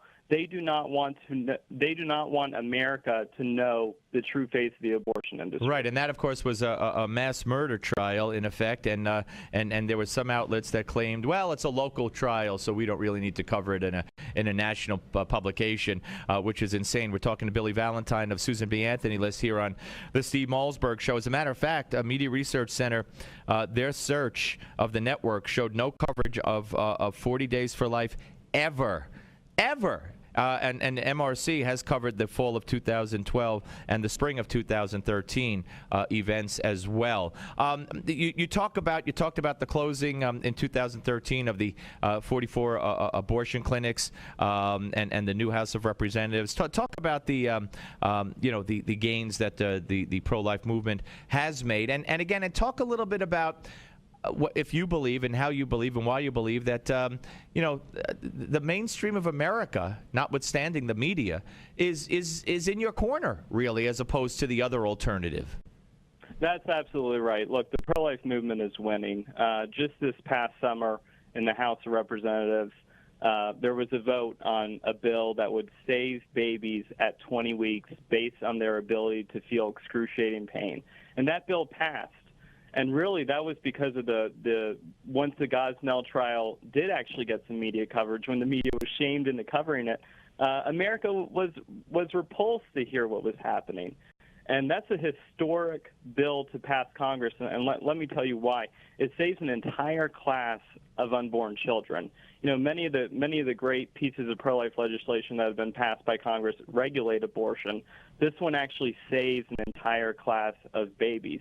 And since then, a number of polls have come out, including one by the Huffington Post, which we know is very liberal, showing that, upwards of 67% of Americans support a 20-week ban on abortion. So the next step is getting that introduced in the Senate, forcing the vote, putting all the vulnerable senators on record who are up in 2014, and then using that vote to educate their constituents about where they are on this critical issue. And then you see what's happening at the state level, where over 177 pro-life laws have been passed in just the past 3 years. And you compare that to the previous 3 years, and there were 49 pro-life laws passed. So just over the last 3 years, we've tripled the number of pro-life laws being passed in the states. So you combine what's happening at the federal level and at the state level when you have pro-life leaders elected, and you take that, you combine it with what's happening on the ground with what 40 Days for Life is doing, and you have a recipe for victory. We're going to win this fight. Yeah, but you need the Republican Party that's willing to stand up and put forth their position and say we dare the opposition to take us on instead of conceding the so-called war on women. And you know, with all the new technology, and tell me if you agree with this, Billy, then I'll let you go. It's the new technology, relatively new, that enables us to see the fetus at such a young, at early stages, and we see the development, we see the fingers, the toes, we see the smiles. I mean, we know that there's a baby in there now, where, you know, earlier days and decades gone by, it was just he said, she said.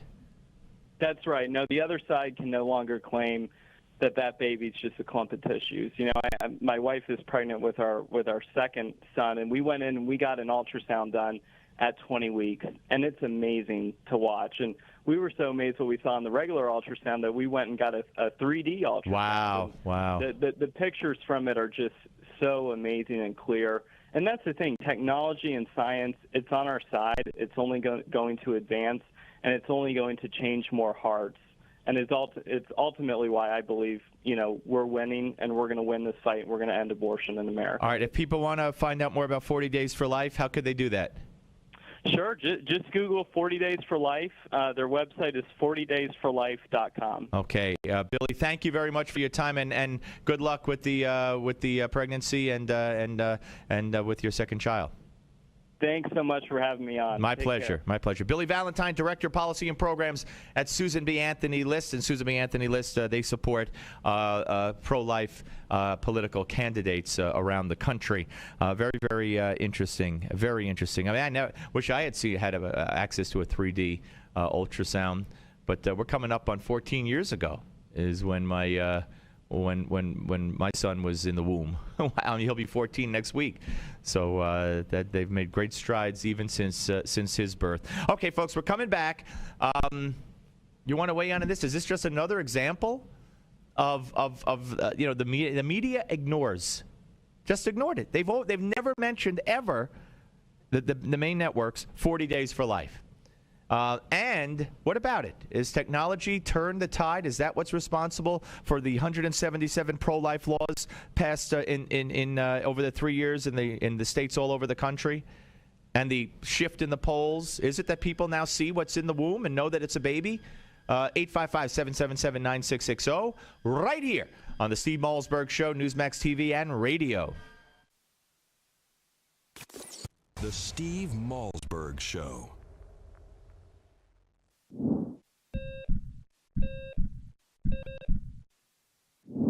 Judging from everything you hear, you think all cholesterol is bad, but that's not really true. You need a certain amount of cholesterol to maintain good health. The problem is that too much cholesterol in your blood contributes to a plaque, a fatty substance that narrows the coronary arteries that feed blood flow to your heart. Picture your coronary arteries as a 4-lane highway. If one lane becomes blocked, traffic still flows well. 2 lanes, no major problem. But if a 3rd lane becomes blocked, that spells trouble. It's the same way with your coronary arteries. And when plaque slows their blood flow to your heart, this can even cause a heart attack. The good news is that when it comes to cholesterol, lifestyle changes can pay off big time. Even a small reduction in plaque can be like opening up another highway lane. Suddenly, blood flow that was stalled can go forward again. Changing your lifestyle does not have to be hard. And in fact, here are 3 ways to help you start lowering your cholesterol. Snack on nuts. Nuts are probably one of the easiest and tastiest ways to lower cholesterol. Walnuts and almonds are among the best. Bulk up your diet with fiber. Choose whole fruits instead of a fruit juice, brown rice instead of white, and if you're eating a baked potato, be sure to leave the skin on. Choose fish. Fish contains cholesterol-fighting omega-3 fatty acids. I'm Dr. Chauncey Crandall, and thanks for watching this Heart Health Minute. Remember, it's never too late to prevent or reverse heart disease. Right now, I invite you to discover your own risk for heart disease or even a heart attack by taking my quick, free online quiz at www.simplehearttest.com. This is the worst weather we've seen in quite some time, folks.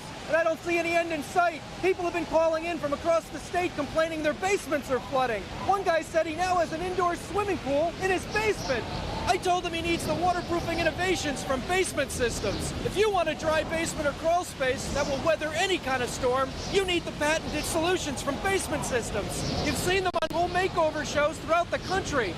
With a lifetime warranty, every solution is custom designed for your basement.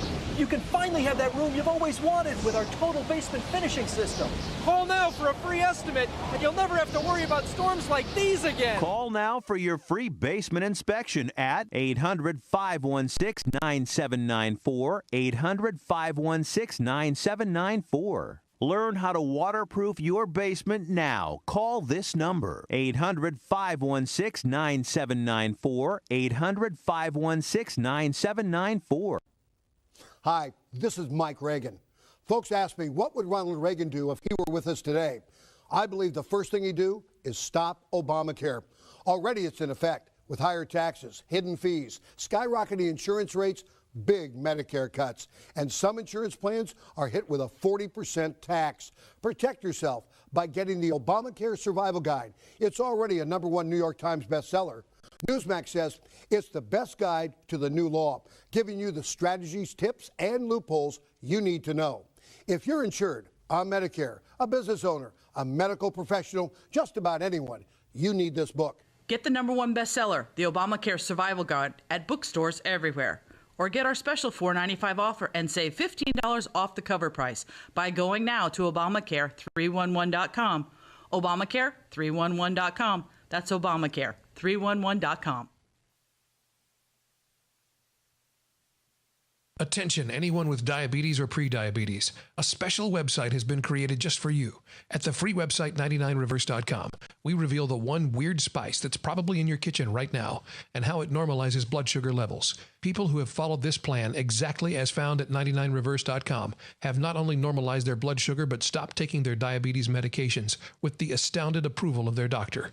Now you can take this natural, safe, and drug-free approach to reversing diabetes. You won't hear this advice anywhere else. At 99reverse.com, we reveal 3 common doctor recommendations about diabetes and why they are horribly wrong. Plus, you get 3 specific actions to take right now, today, that get your blood sugar under control in 4 weeks or less. Go right now to 99reverse.com or call toll-free 855-99-REVERSE. Is it possible to reverse diabetes? Visit 99reverse.com and find out now, while this revolutionary video is still available for free. That's 99reverse.com or call toll-free 855-99-REVERSE. 99reverse.com.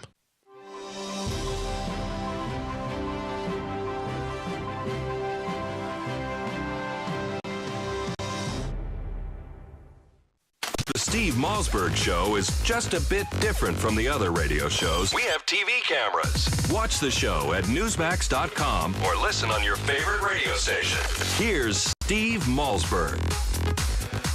All right, we are back here and ready for action as we go to the phones on the Steve Malzberg Show at 855-777-9660. And let's go down to our friends in Florida.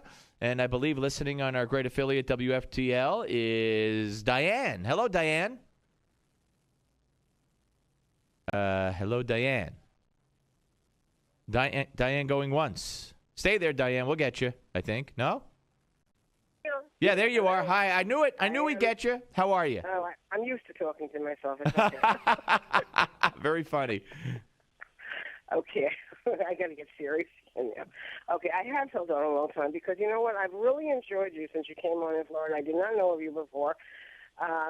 Just didn't, and it's a good show. But the thing is today, and I have considered you fair, by the way, you disappointed me today. And I have to harken back to about an hour or so ago because I could not call in at that time. Yeah, sure, go ahead. When you were talking about Chris Christie and Cory Booker, here is what I want to ask you. I don't think that you want to be considered a political or a party hack, I should say, okay? And yet, I don't understand, honestly, why you would pick on Chris Christie, because he is doing what I believe all the politicians should be doing, okay? And I'm not coming from a party angle either, believe me, I'm not. He's acting like a gentleman.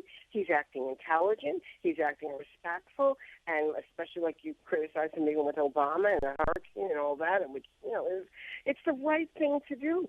Why do we have to play the game all the time? All right, well, okay. I have respect for him. why are you picking on him? Well, I pick on him. First of all, he's my governor. I live in the state of New Jersey. Little background: I supported him in the Republican. I actually had a debate in my studio on the show on WOR radio in New York that I was doing when he was running in the primary against two other fine Republicans, including Steve Lonigan at the time. I supported Christie.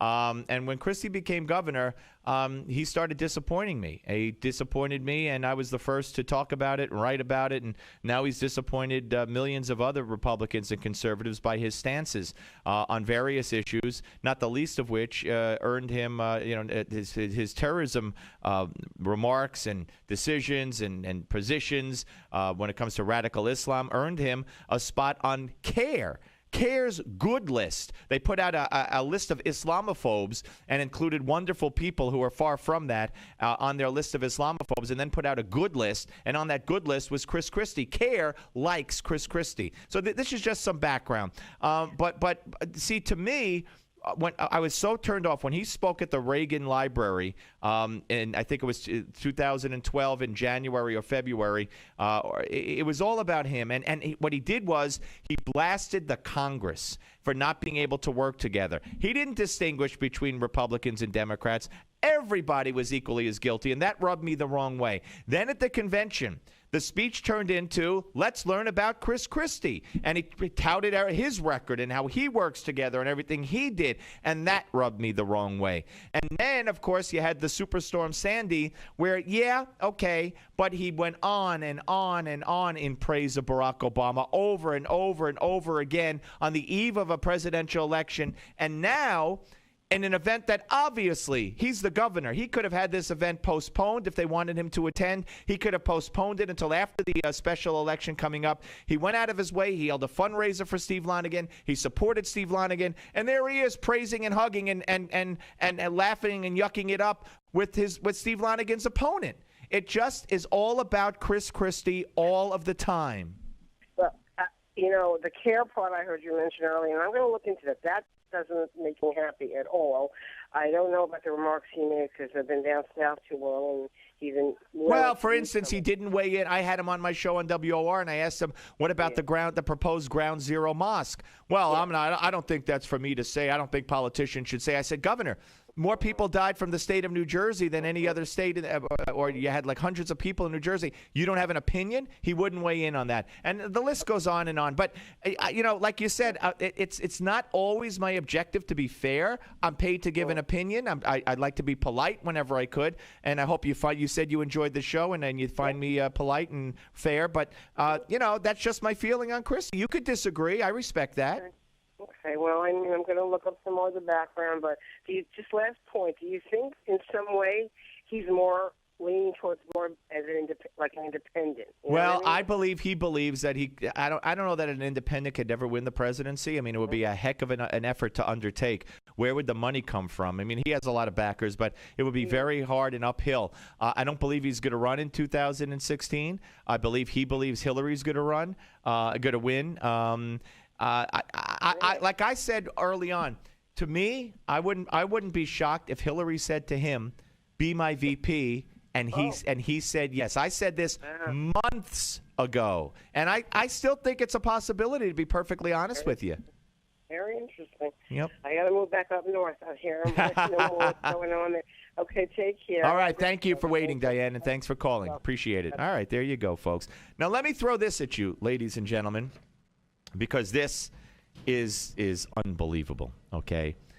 An email sent to students by a University of Maryland official that cites the Trayvon Martin shooting as evidence that it's now legal to hunt down and kill American children in Florida is being blasted as the latest example of bias media. Left-wing bias on campus. Listen to this. Listen to this. The email from a guy named William Dorland, director of the school's Honors College at the University of Maryland, starts by welcoming students back to campus and then says this, quote, and let me get the quote. "This year, we learned that it is legal to hunt down and kill American children in Florida." That's what it reads in reference to the Zimmerman trial. The email went out to all students in the honors college. And then the political language continued. This year, the most activist Supreme Court in the history of the United States and radical factions of gun owners, gun manufacturers, and marijuana users are challenging the very fabric of our nation. I don't know how he puts marijuana users in there with gun owners and all that. Dorland then invites students to attend a lecture by former NAACP Chairman Julian Bond. The email comes on the heel of a host of allegations of bias on college campuses around the country this fall, from a case at UNC Chapel Hill, in which funding was cut for two conservative speakers to appear on campus, to an incident at the University of Kansas where a professor said he hoped the next shooting victims would be children of NRA members. Now, we also have in the next hour, for those of you who get the Steve Malzberg Show, otherwise you could just go to Newsmax TV and watch it. We have another college student who's been victimized. That'll be at the bottom of the next hour at the University of Modesto Junior College in California. You'll want to hear about that one. But Dorland, reached by phone by Fox News, said his goal was to merely stir student interest in the Julian Bond speaking event. I didn't regard it as a political statement. I regarded it as trying to stir some student interest in an activity going on campus. He said three students and a faculty member asked him not to use such violent or inappropriate language in the future. This is pretty bizarre. Pretty bizarre. So we learned over this. We learned this year that it's legal to hunt down and kill American children in Florida. Then he attacks the Supreme Court and gun owners and gun manufacturers. And this is what passes on universities, ladies and gentlemen. I'm trying to see. I think there was a no, I don't see anything from the faculty, from the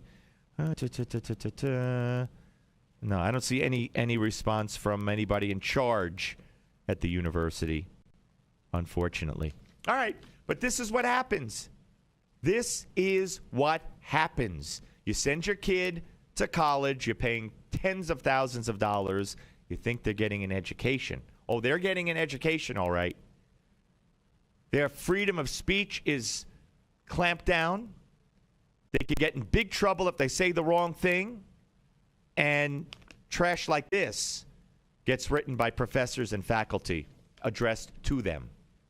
So we got a big problem in this country when it comes to freedom of speech and the rights of students on campus and the left-wing philosophy. There's no diversity on campus. People might be different color. The students might be diverse. But the professor's point of view is not diverse. Not on campuses around the country. On the Steve Malzberg Show, Newsmax TV and radio. The Steve Malzberg Show. If you're a man over 40, your prostate could be forcing you to urinate frequently, even disrupting your sleep multiple times each night. You're not alone. Over half of men over 40 experience age-related prostate concerns. Fortunately, prominent medical doctor David Brownstein believes that aging prostate concerns are not inevitable. That's why Dr. Brownstein developed Prostate Revive, an advanced dietary supplement containing a unique blend of 15 ingredients designed to promote optimal prostate health. So men, as part of this new radio promotion, you now have the opportunity to claim your own 30-day supply of Prostate Revive, containing saw palmetto, beta-cytosterol, and numerous other prostate helpers. Just cover a $4.95 shipping and handling charge. Plus, if you act now, you'll also get a doctor's guide to a healthy prostate as a bonus gift. Please visit prostaterevive.com/radio for details on getting your 30-day supply of Prostate Revive and free report. That's prostaterevive.com/radio. Do something about those annoying age-related prostate concerns. Visit prostaterevive.com/radio now while supplies last. Do you have a motorized wheelchair or scooter that needs repairs and you don't know where to turn? Then call the experts at Precision Repair Network.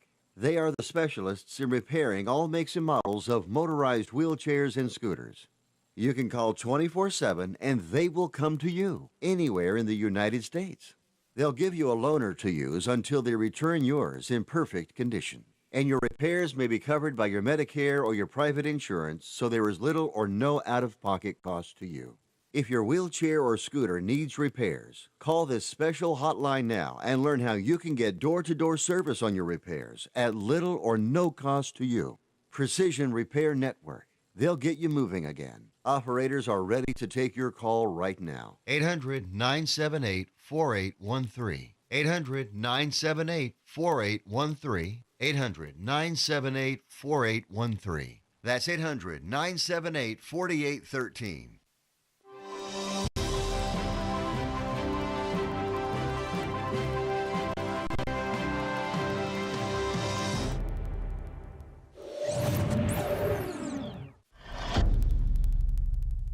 Hello and welcome to your Newsmax Now update. I'm John Bachman. There has been another delay for Obamacare. Politico is now reporting that the Obama administration is this time postponing online enrollment in some of the small business exchanges that were scheduled to open on October 1st. Meanwhile, the fight over funding the law and the federal government continues. President Obama promoted the new health care law to community college this morning.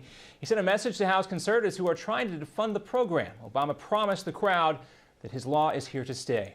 Meanwhile, money to pay for the Affordable Care Act is in jeopardy because it's tied to a House-backed spending bill.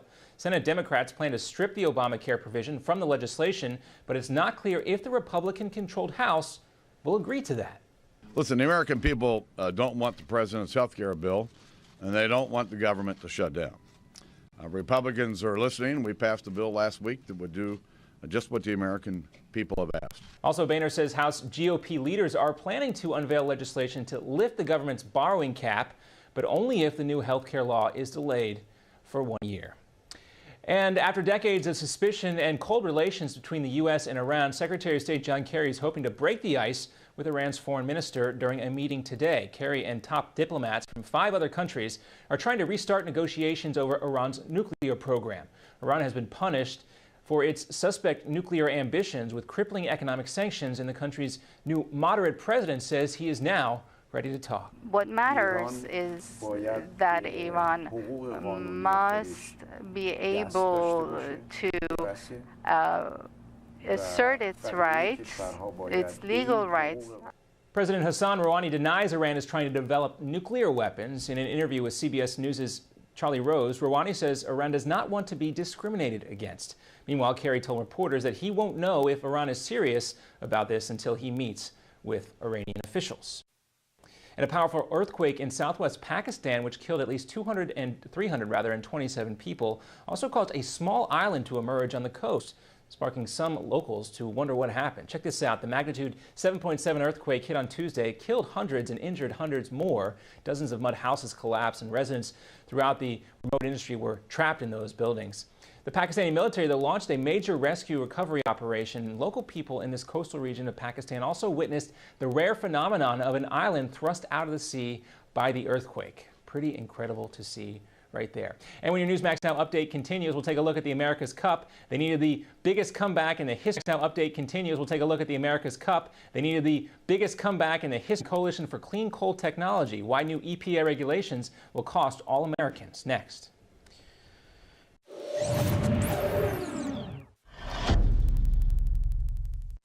If you are successful at what you do, whether you're a doctor, a lawyer, a business owner, or you have a great career, you understand the concept of protecting yourself. Well, are you protecting yourself, your family, and your assets with quality term life insurance? Consider these possible rates. A man age 45 non-tobacco user could obtain $1 million of coverage for as little as $75 a month. And this rate is fixed for the next 10 years. We specialize in policies of $500,000 and above. A man age 50 non-tobacco user may be able to obtain $500,000 of coverage for as little as $115 a month. And this rate is fixed for the next 20 years. We have great rates for smokers too. Call the Term Lifeline now.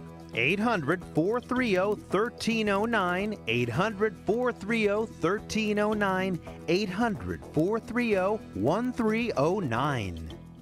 Are you worried about not having enough money to retire? Finally, there's a retirement solution designed to address the damage that the government spending policies and the Federal Reserve have inflicted on the value of the dollar. Introducing the Heritage Advantage IRA, the new gold and silver-backed retirement account from Heritage Gold Group. Don't let the declining value of the dollar put your retirement in jeopardy. The Heritage Advantage IRA puts retirement savers back in control with physical gold and silver combined with the tax advantages of an IRA. Call 855-GOLD-IRA to request your free, no-obligation Heritage Advantage IRA kit. Inside, you'll find information about how to buy physical gold and silver with your existing IRA or 401k. No additional investment required. Call 855-GOLD-IRA for your free Advantage IRA kit. Don't wait. Plans for new regulations may eliminate rules allowing you to buy gold and silver with your existing IRA or 401k. Call 855-GOLD-IRA. That's 855-465-3472. And welcome back. They needed the greatest comeback in history to keep the oldest trophy in international sports, and they got it. Down 8-1, Oracle Team USA erased a seemingly insurmountable lead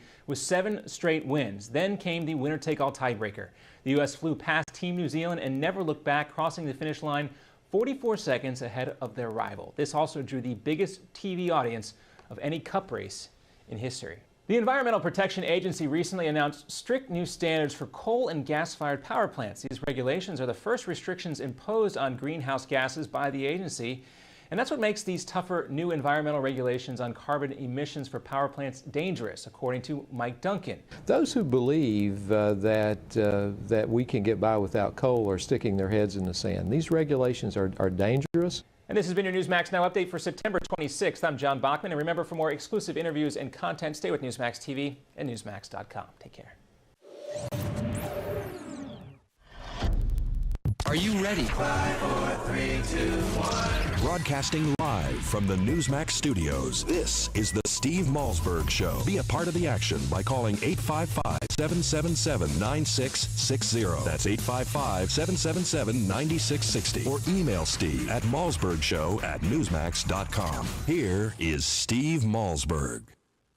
All right, ladies and gentlemen, welcome back. Big hour coming up here on the Steve Malzberg Show. Congressman Marsha Blackburn of Tennessee will join us. The president saying today that the Republicans are trying to blackmail him and that there's no evidence that the economy or jobs are being hurt by Obamacare.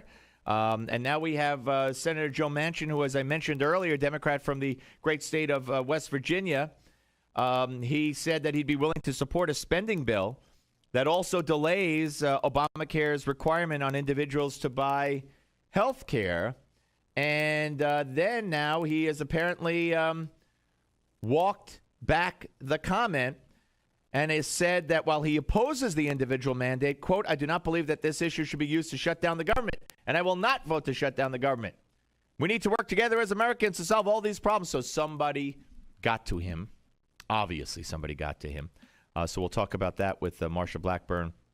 And then at the bottom of the hour, as I mentioned in the previous hour when we were talking about the outrageous University of Maryland letter that went out, we're going to talk to a student who was handing out pocket versions of the U.S. Constitution at Modesto Junior College in California. And he was told by the security on that college campus to stop. And we're going to talk to him exclusively on this show at the bottom of the hour about his experience. We even have some audio and video that he procured from the incident by him, on his own with a friend, and we'll bring that to you as well. But I want to talk about something that has come up and has not gotten all that much coverage. The Kenya terrorist attack at the mall over the last weekend, and it extended well into this week as well. Islam is not mentioned in some of the newspaper headlines regarding this terrorist attack. Now, this is from IBTTimes.com, and Christopher Zara is the reporter. Looking to uncover widespread censorship and liberal bias, all you have to do is skim through 10 newspapers, he says. At least that's what our friends at the Media Research Center did. And I guess they did it at newsbusters.org, and the Parents Television Council weighed in as well. And I'm trying to see here, for instance, Let's see. Blog post on the website. 90% of the top newspaper headlines censored Islam in their coverage of the attacks. Censored Islam and left out Islamic ties. I mean, this is unbelievable, given the fact that it is an offshoot of Al-Qaeda, given the fact that they separated Muslims from non-Muslims, given the fact that reportedly they asked people to test them to see if they were Muslim, questions about Muslim history and the Muslim religion. Incredible that this could be left out of a headline. They take issue with the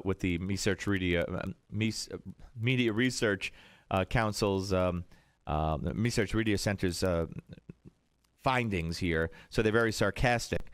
But let's see here what they have here as far as evidence. Wall Street Journal story with the headline, "Assault on Mall Stuns Kenya." Nothing there. The New York Post, terrorist massacre in Kenya. Bloody raid. And so on and so forth, right down the line. Let's see. Carnage in mall shows resilience of terrorist attack. That's the New York Times headline. Carnage at mall shows resilience of terror group. It's almost like a rah-rah. Hey, why don't you invest in Al-Shabaab? They're very resilient. Look at all the carnage. You really cannot make this stuff up. So, anyway, it's mind-boggling that this would be the way newspapers, decided to cover this. But this is the way they did. Even a conservative paper like the Post, but the New York Times basically takes the cake. Basically takes the cake. I'll read it again. Carnage in mall shows resilience of terror group. I don't even know what to say. And the Wall Street Journal, assault on mall stuns Kenya. What do you mean assault on mall? Kids come there throwing stones? People just walk in and start robbing the place and shooting indiscriminately? No, they separated the Muslims. They let the Muslims go. I don't see how that's not the story. I don't see how that's not the story, to be honest with you. But what do I know? All right, we're going to come back. We're going to be joined by Congresswoman Marsha Blackburn. We're going to go in depth into the Republican strategy concerning Obamacare with regard to the CR, with regard to the debt ceiling, and have her weigh in on some of Obama's comments, like the blackmail comment, right here on the Steve Malzberg Show, Newsmax TV and radio. The Steve Malzberg Show. My patients still don't know what Obamacare means for them. And how could they? There are already 13,000 pages of regulations, and the bureaucrats are just getting started. Obamacare will change your health care, and you need to understand how. There are hidden taxes and fines, big cuts in Medicare, even new regulations on what services doctors can offer you. Some businesses could get hit with a 40% additional tax on your health care plan. Please, get the Obamacare Survival Guide today. It's the best book explaining the new law. It's easy to read, everything you need to know to protect yourself, your family, your business. The Obamacare Survival Guide at bookstores everywhere. Special internet-only offer right now at Obamacare911.com. Attention seniors and baby boomers. A new website has been created just for you. SocialSecurity311.com. At SocialSecurity311.com, we reveal a weird trick that could help you add $152,000 to your Social Security payouts. For example, did you know how you file for Social Security can dramatically change the amount of money you collect? One simple step could add up to $1,000 to your monthly payouts. And other loopholes we found reveal 33 ways for big savings deadlines on your health care. At SocialSecurity311.com, you will also discover how you could save up to 50% on your groceries, along with 49 other ways to save as much as $50,000 starting today. Newsmax says this website is a critical resource for anyone over the age of 50. So go to SocialSecurity311.com now to find out how you could add extra money to your Social Security checks. That's SocialSecurity311.com. SocialSecurity311.com.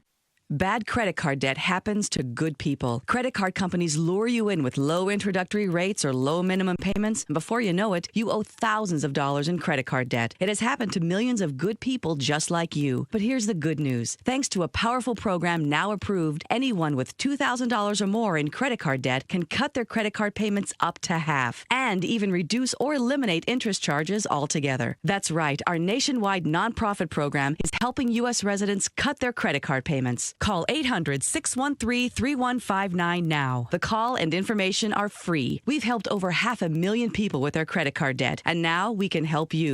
Call 800-613-3159 to see how this powerful nonprofit program can work for you. Bad credit card debt happens to good people. Get free of credit card debt today. Call 800-613-3159. That's 800-613-3159. Again, 800-613-3159. 800-613-3159. Again, 800-613-3159. Shortage is growing. Twice already this year, the U.S. Mint has run out. Last time this happened, the silver price jumped 40%. It's time to take advantage with this special offer from Lear Capital. For a limited time, buy 20 new silver polar bear coins and get one free.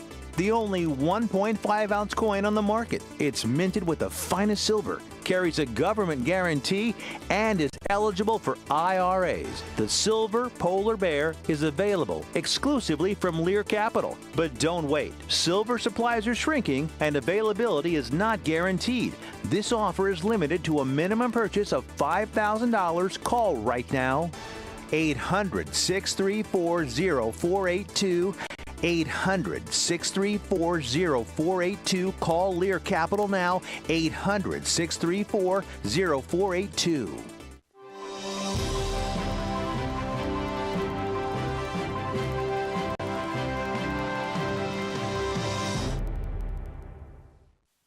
Sure, Steve might be a bit of a hypochondriac, but he never gets sick of breaking news. This is the Steve Malzberg Show. Call Steve at 1-855-777-9660. That's 1-855-777-9660. Here's Steve.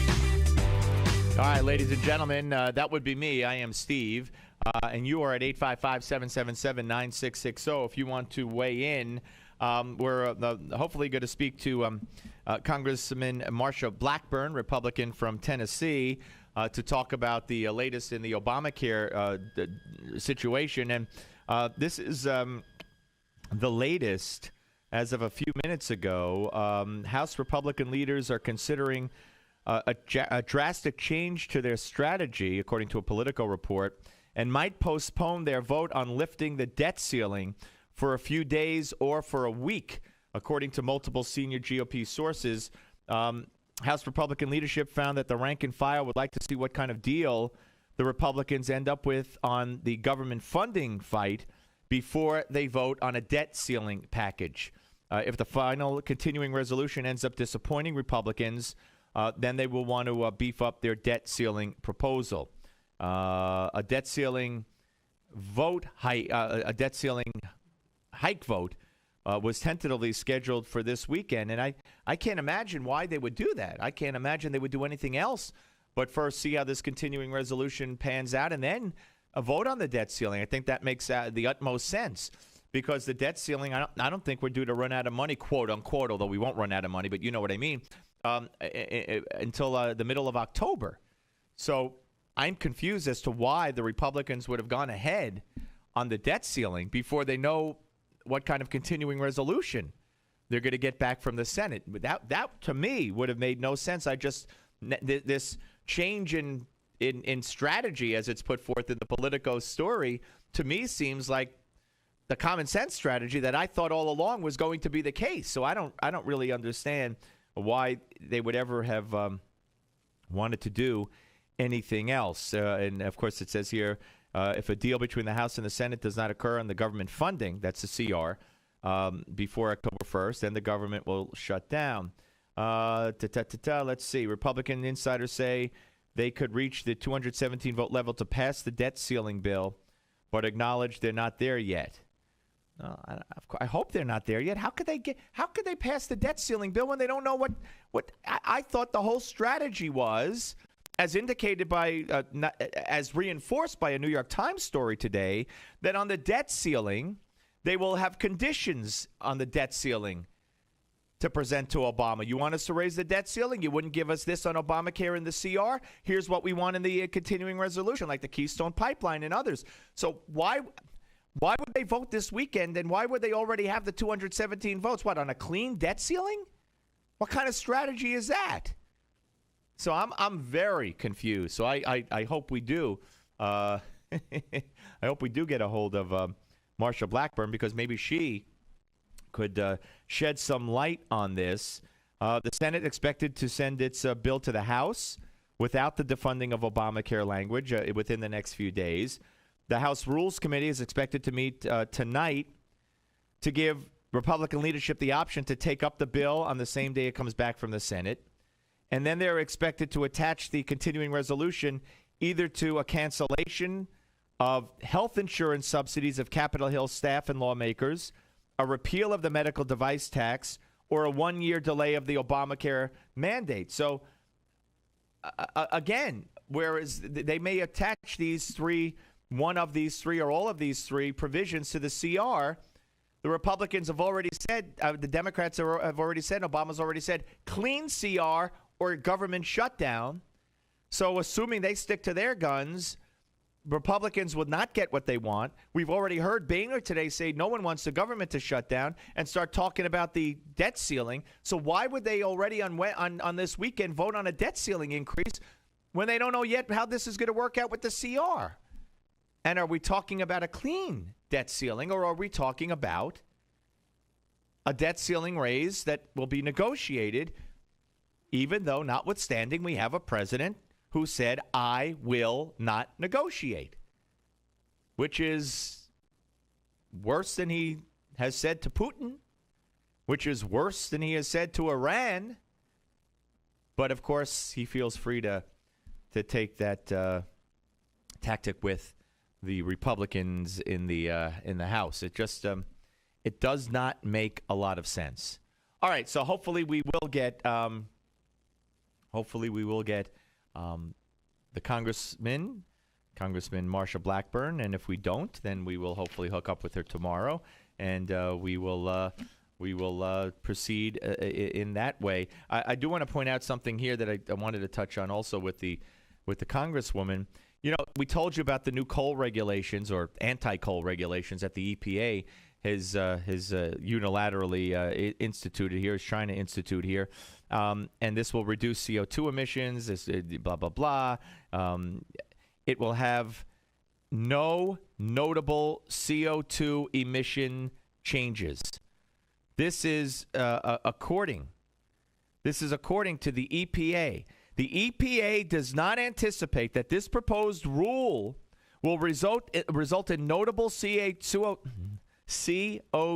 emission changes, energy impacts, monetized benefits, costs, or economic impacts by 2022. This is what the EPA writes under the comments section of its proposal. So the purpose, we're told, of the rule, which will now essentially ban new coal-fired power plants, will actually, by their own admission, have no effect on global warming. Not that I think it will anyway, but by their own admission, it will not affect emissions. Their admission says it will not affect emissions. Follow that one now. Say that 3 times fast. The EPA also admits that the owners of newly built electric generating units will likely choose technologies that meet these standards, even in the absence of this proposal, due to existing economic conditions as normal business practice. So, a rule, and this is reported in the Washington Examiner, a rule that will make it nearly impossible to build an effective new coal plant wasn't even necessary in the first place, is basically what the EPA is saying. The rule has nothing but downsides. Plenty of downsides. And what the Obama administration is trying to do is impose as many restrictions as possible, even if they don't even feel that within the next 10 years, CO2 levels will be, CO2 emissions would be affected by this change. So if you're telling us you're doing it and you're going to radically and drastically affect the coal industry, if you're going to take giant steps towards basically closing down the coal industry in this country, putting, you know how many people out of work. Why are you doing it? If you're saying it's not even going to affect the CO2 emissions in this country, which the left believes results in global warming. So it just makes no sense. Makes no sense. But when you come to expect no sense, then that's basically where you go. Let's see. Lisa Miller, spokeswoman for the American Coalition for Clean Coal Electricity, said the EPA's piecemeal approach to global warming is an ineffective and expensive way to reduce CO2 emissions. She added that without comparable actions by other countries to reduce emissions, the U.S. is at a competitive disadvantage. Now, this rule may not be about global warming at all. It just may be to make them, the Obama administration, make itself feel like it's looking good to the rest of the world. And eliminating coal, because this will eliminate the coal industry in this country. It absolutely will. So it's a shame. It is a shame on every level. We are being, as Barack Obama promised, fundamentally changed. Fundamentally changed in ways that we didn't ask for, we don't want, and this fallacy, this nonsense, and that there was an election held in 2008 and in 2012, and Obama ran on Obamacare, basically, certainly in 2012, and because he won the election, that's it. The public has spoken. Forget the fact that the Congress picked up tons of seats, the House did, from people running on a platform that included getting rid of Obamacare. So they're not supposed to count. As a matter of fact, why not take every single issue that Barack Obama ran on, even though I don't think he ran heavily on Obamacare at all, and just say the Congress shall have no right to take up any issue that Barack Obama ran on in his platform because there was an election. Apparently, the only election that counts in the minds of the left is the presidential election. There was an election. The people spoke. It's over. So attempts to undo any of the Obama agenda are illegitimate. They're happening only because he's black, and they're unprecedented. So if a president runs on issues, those issues should never be allowed to be brought up and debated and voted on in the Congress because the president won. He talked about those issues. He won. So the public voted for those issues. That is insanity. But it's just the kind of insanity that fits in with where America is going. When we come back, college campus insanity. A young man trying to give out copies of the U.S. Constitution on campus. Security says, come with me, young man, on the Steve Malzberg Show, Newsmax TV and radio. The Steve Malzberg Show. Don't complain about your cable bill going up and up and up. Do something about it. Grab a pencil and jot down this special number, 1-855-625-MY-TV. The more cable TV rates go up, the better digital satellite TV looks. So cancel the cable and get more of your favorite channels in 100% digital quality for less money. Call 1-855-625-MY-TV. Right now to sign up for packages starting as low as $19 money. Call 1-855-625-MY-TV. Right now to sign up for packages starting as low as $19. professional installation. You control what you watch when you watch it. Record your favorite shows. Pause and rewind live TV. Even skip the commercials. Watch local channels too. At just $19.99, what are you waiting for? Pull out your major credit or debit card. Call 1-855-625-MyTV. 1-855-625-MyTV. Cancel the cable, cut costs, and get more. 1-855-625-MyTV. 1-855-625-MyTV. Newsmax Magazine is proud to present a special tribute to our 40th president, Ronald Reagan. It's a very special documentary and commemorative issue of Newsmax Magazine celebrating the centennial of President Reagan's birth. First, here's a video clip from the award-winning documentary, Rendezvous with Destiny. We're in the midst of a springtime of hope for America. You ain't seen nothing yet. Impulses of an evil empire. Tear down this wall. I believe that together we can keep this rendezvous with destiny. In the next several minutes, you will learn things about President Ronald Reagan that you've never seen, heard, or read before.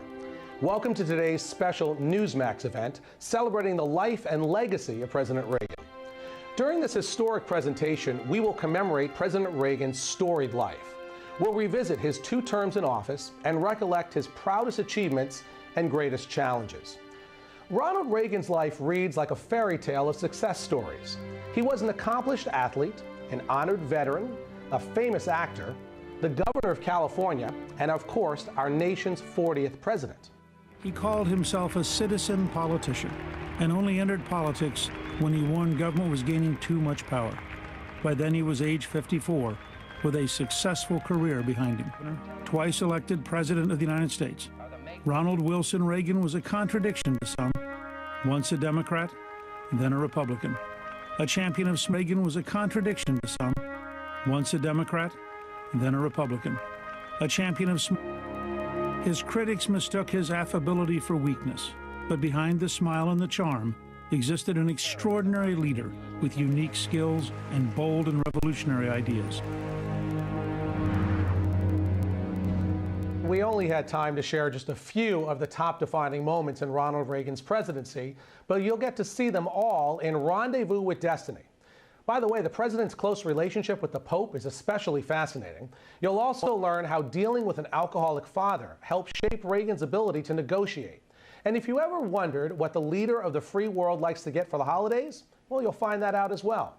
So let's review today in this free offer. We are sending you a copy of Ronald Reagan, Rendezvous with Destiny, and the collector's limited edition of our issue commemorating the 100th anniversary of President Reagan's birth. Right now, when you subscribe to Newsmax Magazine, you can own both the DVD and receive the special Reagan 100th Birthday Commemorative Edition. That's $25 in bonus gifts when you subscribe.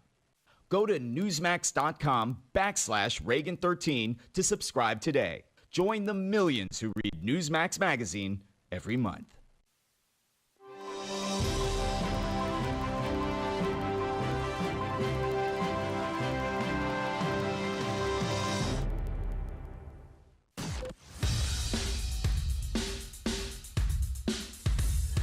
This is not your typical Screamfest talk show. No. This is the next generation of talk radio. Here is Steve Malzberg.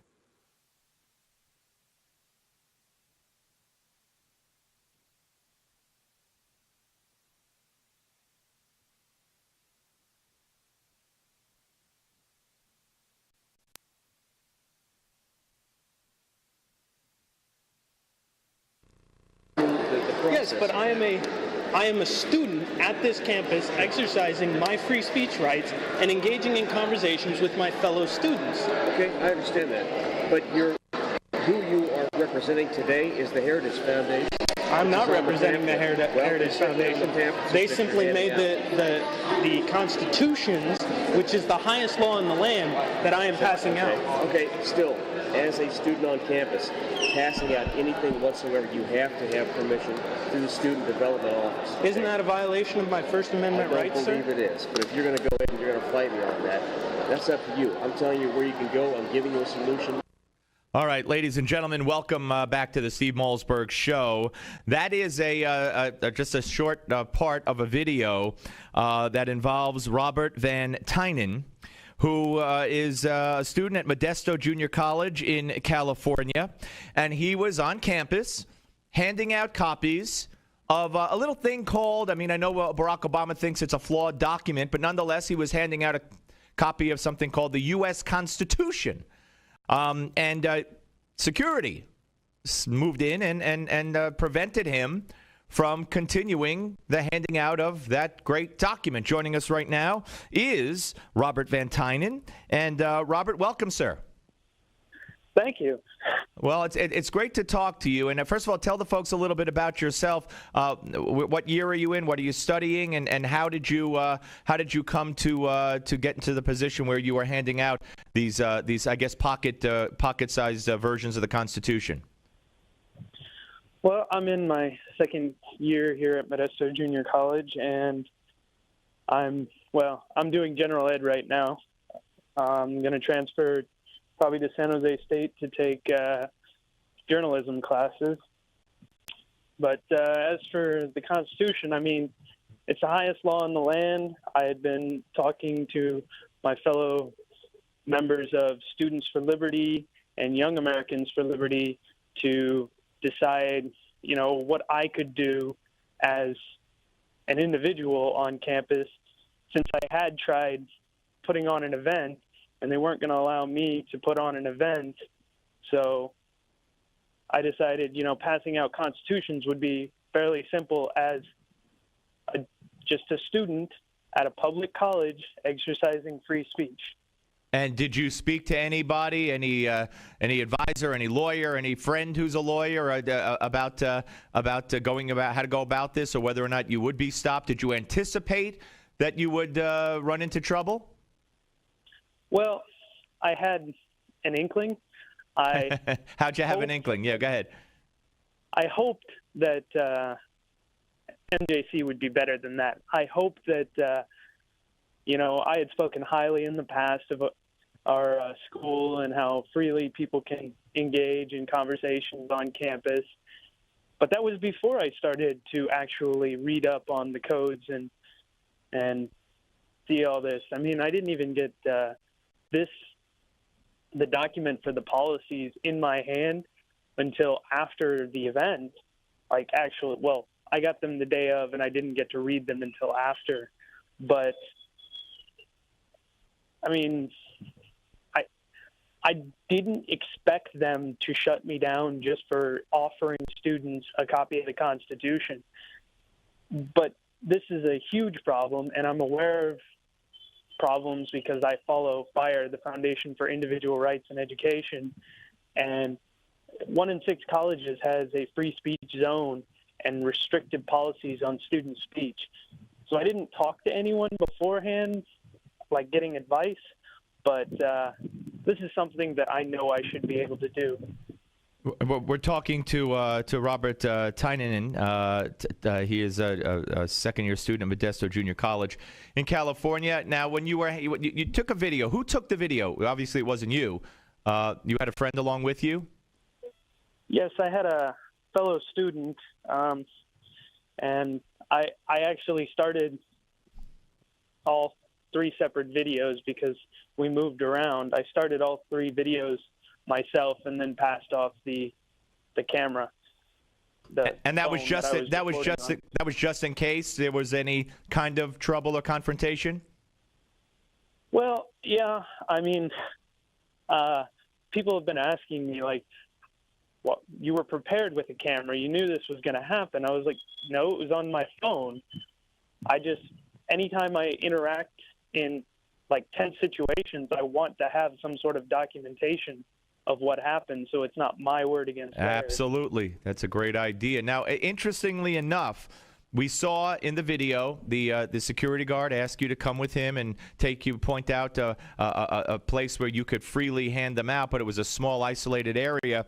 But interestingly enough, a spokesperson for your college subsequently has told Fox News that students and the general public, you would fit into the student category, are permitted to pass out materials in areas on campus that are generally available for the public, as long as there's no disruption of orderly operations of the college. And they said, based on the video, it does not appear that the student was disrupting the orderly operations of the college, and therefore they're looking into the incident. So by whoever the spokesperson was, according to their own definition, you didn't do anything wrong. You should have been allowed to stay there, right? Well, see, this is what's interesting. The fire.org Fire has a piece on discussing this response, and they point discussing this response, and they point because they say that you have to ask for permission, because they say that you have to ask for permission. Do that doesn't fit with what they've already said. Well, with their statement, do that doesn't fit with what they've already said. Well, with their statement, administrator and the administrator and security guard are only following the policies that the school set forth. All right, so you're saying that this PR person, whoever it was, and maybe that's why they're unnamed, as far as I could see, is kind of covering for the rules so that it doesn't become an issue, so that they don't stay there and say, well, we have rules, and you could look them up, because if you look them up, we'd find very restrictive freedom of speech circumstances on this university, as you mentioned, is the case on many, many other universities around the country. So that's what you're saying here? Mm-hmm. And I feel like they're trying to pass that off on the other two individuals when they are the problem. And I really, really want to emphasize. You mean the security guard? You mean the security? They're trying to pass it off on the security guards? Well, and the administrator, because she was saying the same thing. Okay. So I don't want to see them scapegoated, and I definitely don't want to see necessarily outcry against them because they're just doing their jobs. And I hate that argument, but the school is in the wrong, and now they're trying to pass the buck.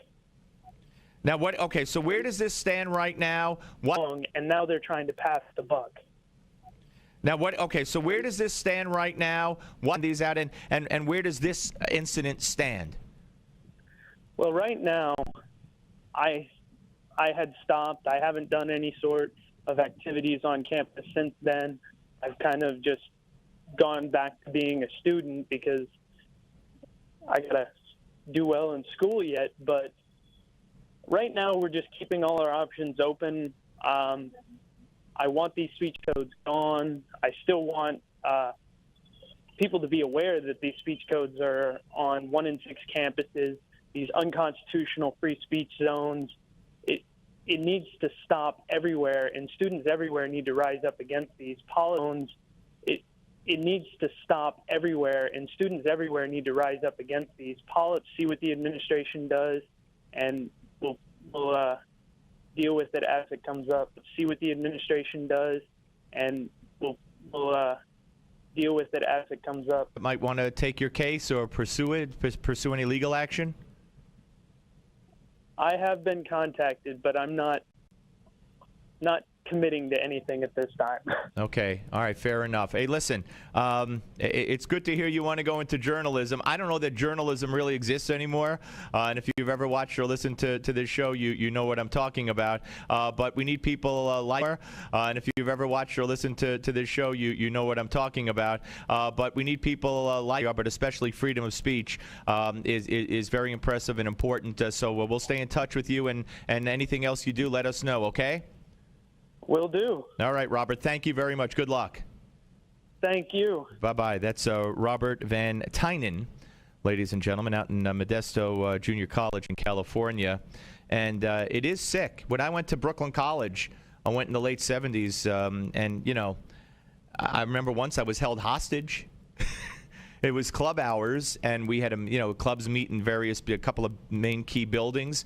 And some group, I don't even remember what the heck they were fighting for, they chained the doors from the outside and locked us in. So I was held hostage.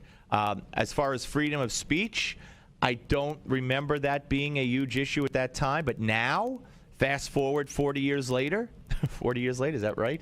Anyway, and it's scary to me. It can't be 40 years. Yeah, it's almost 40 years, 35, whatever.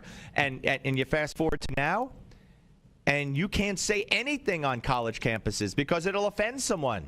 And you'll get your butt kicked out, or you'll get suspended, or you'll have a record on your permanent record. It's insane. It's kind of like the New Jersey the high school athlete thing, you know? Just nuts. We are a dying society when it comes to our freedoms, and it's under the guise of political correctness, but it runs much deeper than that. All right, you want to weigh in? 855-777-9660, 855-777-9660. Steve Malzberg, oddly enough, on the Steve Malzberg Show on Newsmax TV and radio.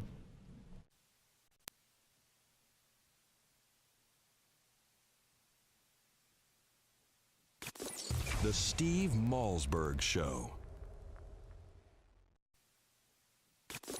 The Steve Malzberg Show.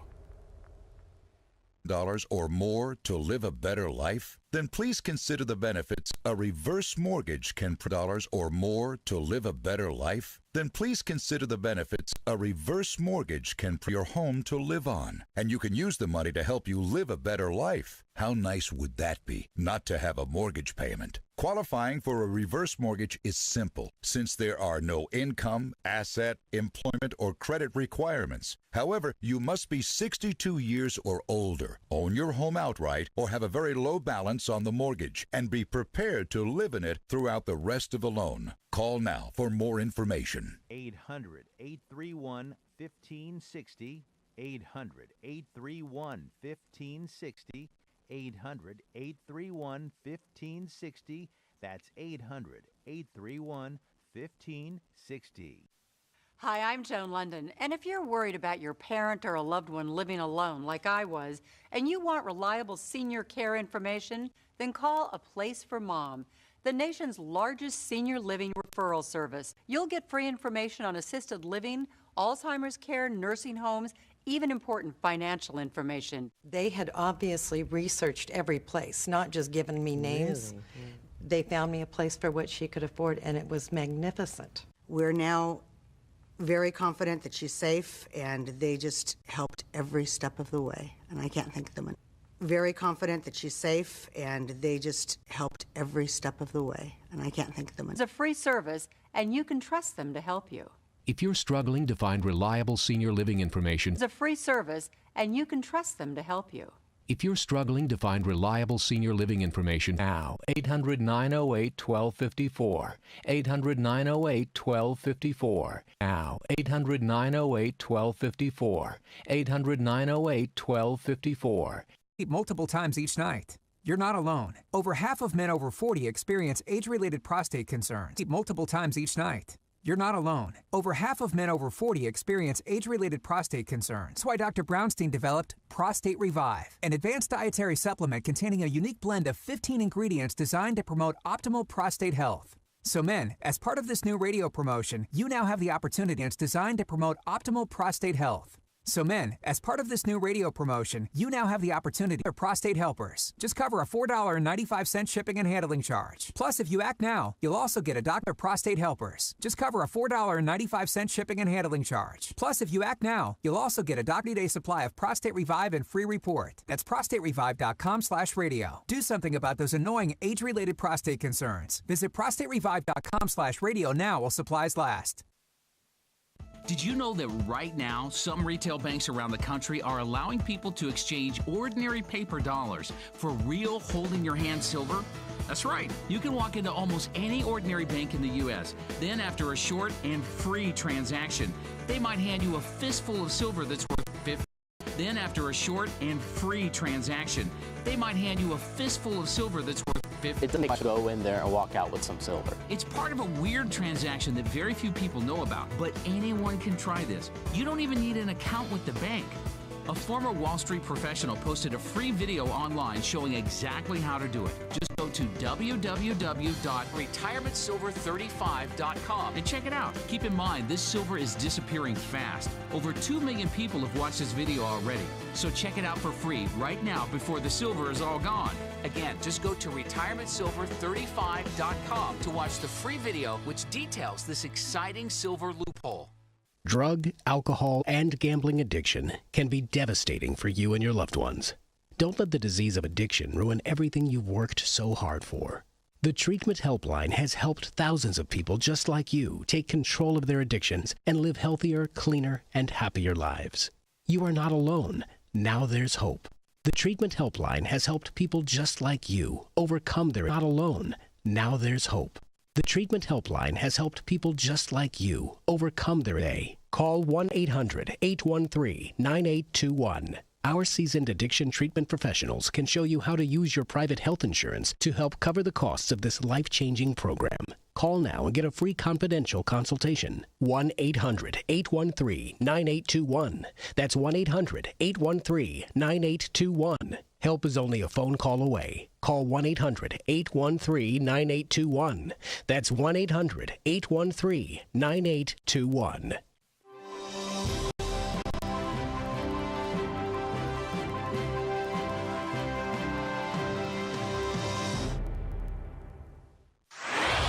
Microphones hot. Satellite link established. Studio lights illuminated. Cameras rolling. Audio and video encoders firing ones and zeros.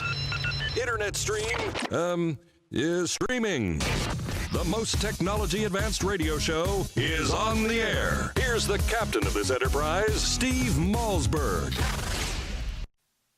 That's not video, that's live, with the U.S. economy on the line. All of this happening ahead of a Senate test vote today, in case you want to focus on something that actually matters. Doesn't it just park you into the deluded and ridiculous category? Dan, one question really. Amongst other things he may have been eating, can we include magic mushrooms? There is a recklessness to it. We have the shutdown coming. I know I said to you before, this is like Christmas in September for you, for the Democratic Party. But I have to say, is there a little shame to be put on the Democrats as well, to sit back and watch effectively this kid playing with matches?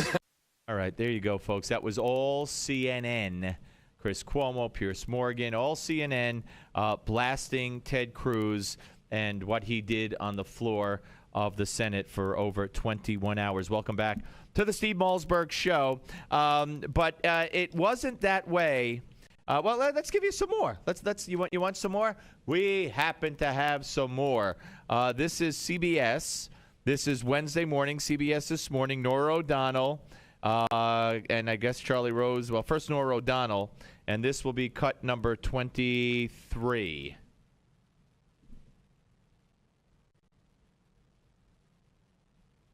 All right, let's see if we could get that to roll. Maybe it could rock if it can't roll. Okay, we're efforting the soundbite.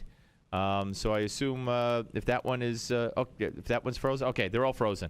Okay, my point to you. The marathon filibuster that went. Okay, we could take the audio only. All right. The marathon filibuster that went viral has turned a little-known Texas lawmaker into a national political star. If I were Wendy Davis, I would not limit myself to think about just being the governor of Texas. I think that she is a star. I think she has the guts, the political moxie. She is exactly what women in this country have been begging for. Okay. Could we play that whole bite instead of cutting it there again, or has that been cut? All right. I just. Okay. Let's. Well, first of all, let's go back to 24. That was.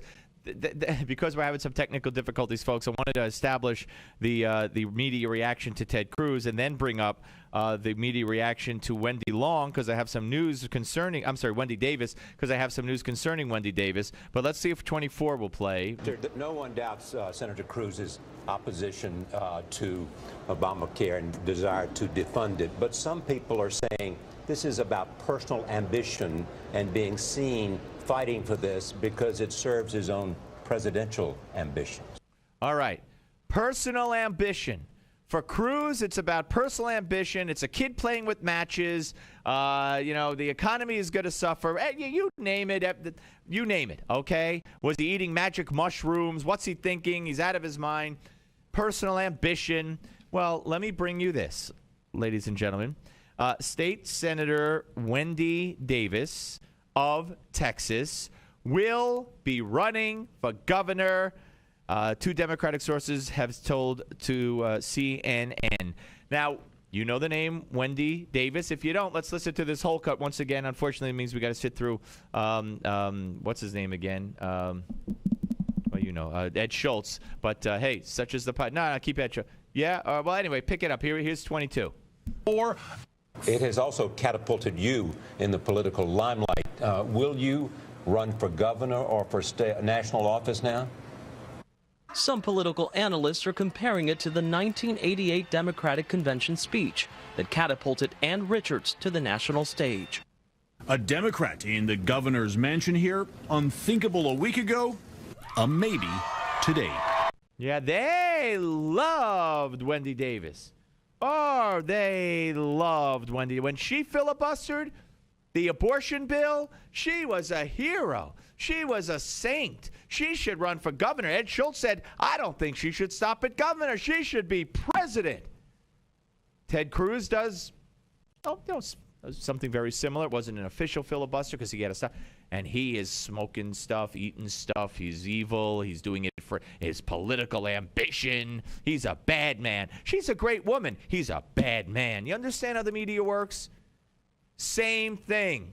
Okay? Same thing, almost. And, of course, Wendy Davis, now, it appears, she was doing it for political ambition because she's now running for governor. She filibustered only for 13 hours. For 13 hours over an abortion bill. And now she's going to run for governor. Believe me, she is not winning the governor's mansion in the state of Texas. Of course, Governor Rick Perry will not be seeking re-election, but they're not going to put someone who favors abortion, into the governor's mansion in the state of Texas. If that happens, there's something terribly wrong with this country, and it will not make any sense. Let's see. So that's the deal. She does it for 12 hours in Texas against a bill limiting abortion, and she is a hero. This takes us back to Ann Richards, her speech at the convention. But she was on every media show. She was praised universally by the left, by the media, you name it. Ted Cruz, you've seen the reaction. You've heard the reaction. You know the reaction. So how do they reconcile this? How does the media even start to pretend to defend or point out differences? Well, let's see. She's a woman. They're both from Texas. She's a woman. He's a man. Women good, men evil. He's a minority, but he's not really a minority because he's a conservative, so he doesn't count. She is a minority woman. She was fighting for women's right to choose, fighting a restrictive, compulsory restrictions on abortion. And he wants to take health care away from poor people. So, what can I tell you? Well, I mean, I haven't even heard anybody ask the question. In other words, well, who's going to ask it? They're going to ask themselves? There's nobody that's going to ask the question on NBC of NBC, on CBS of CBS, on MSNBC of MSNBC, on CNN of CNN. You know what I'm saying? CBS of CBS, on MSNBC of MSNBC, on CNN of CNN. You know what I'm saying? On the show. And then I could ask her about Ted Cruz and his filibuster. And I'd love to hear her denounce his filibuster. At the same time, defend her own. That'll be a good trick. But who's going to ask the media, the very media who blasted him and praised her? Who's going to ask them about the hypocrisy there? Nobody. It's going to take me having some of them on this show to get that done. I didn't get to dogs on Prozac. Imagine we had so much news today, I didn't get to the dogs on Prozac story. Maybe tomorrow on the Friday edition of the Steve Malzberg Show on Newsmax TV and Radio.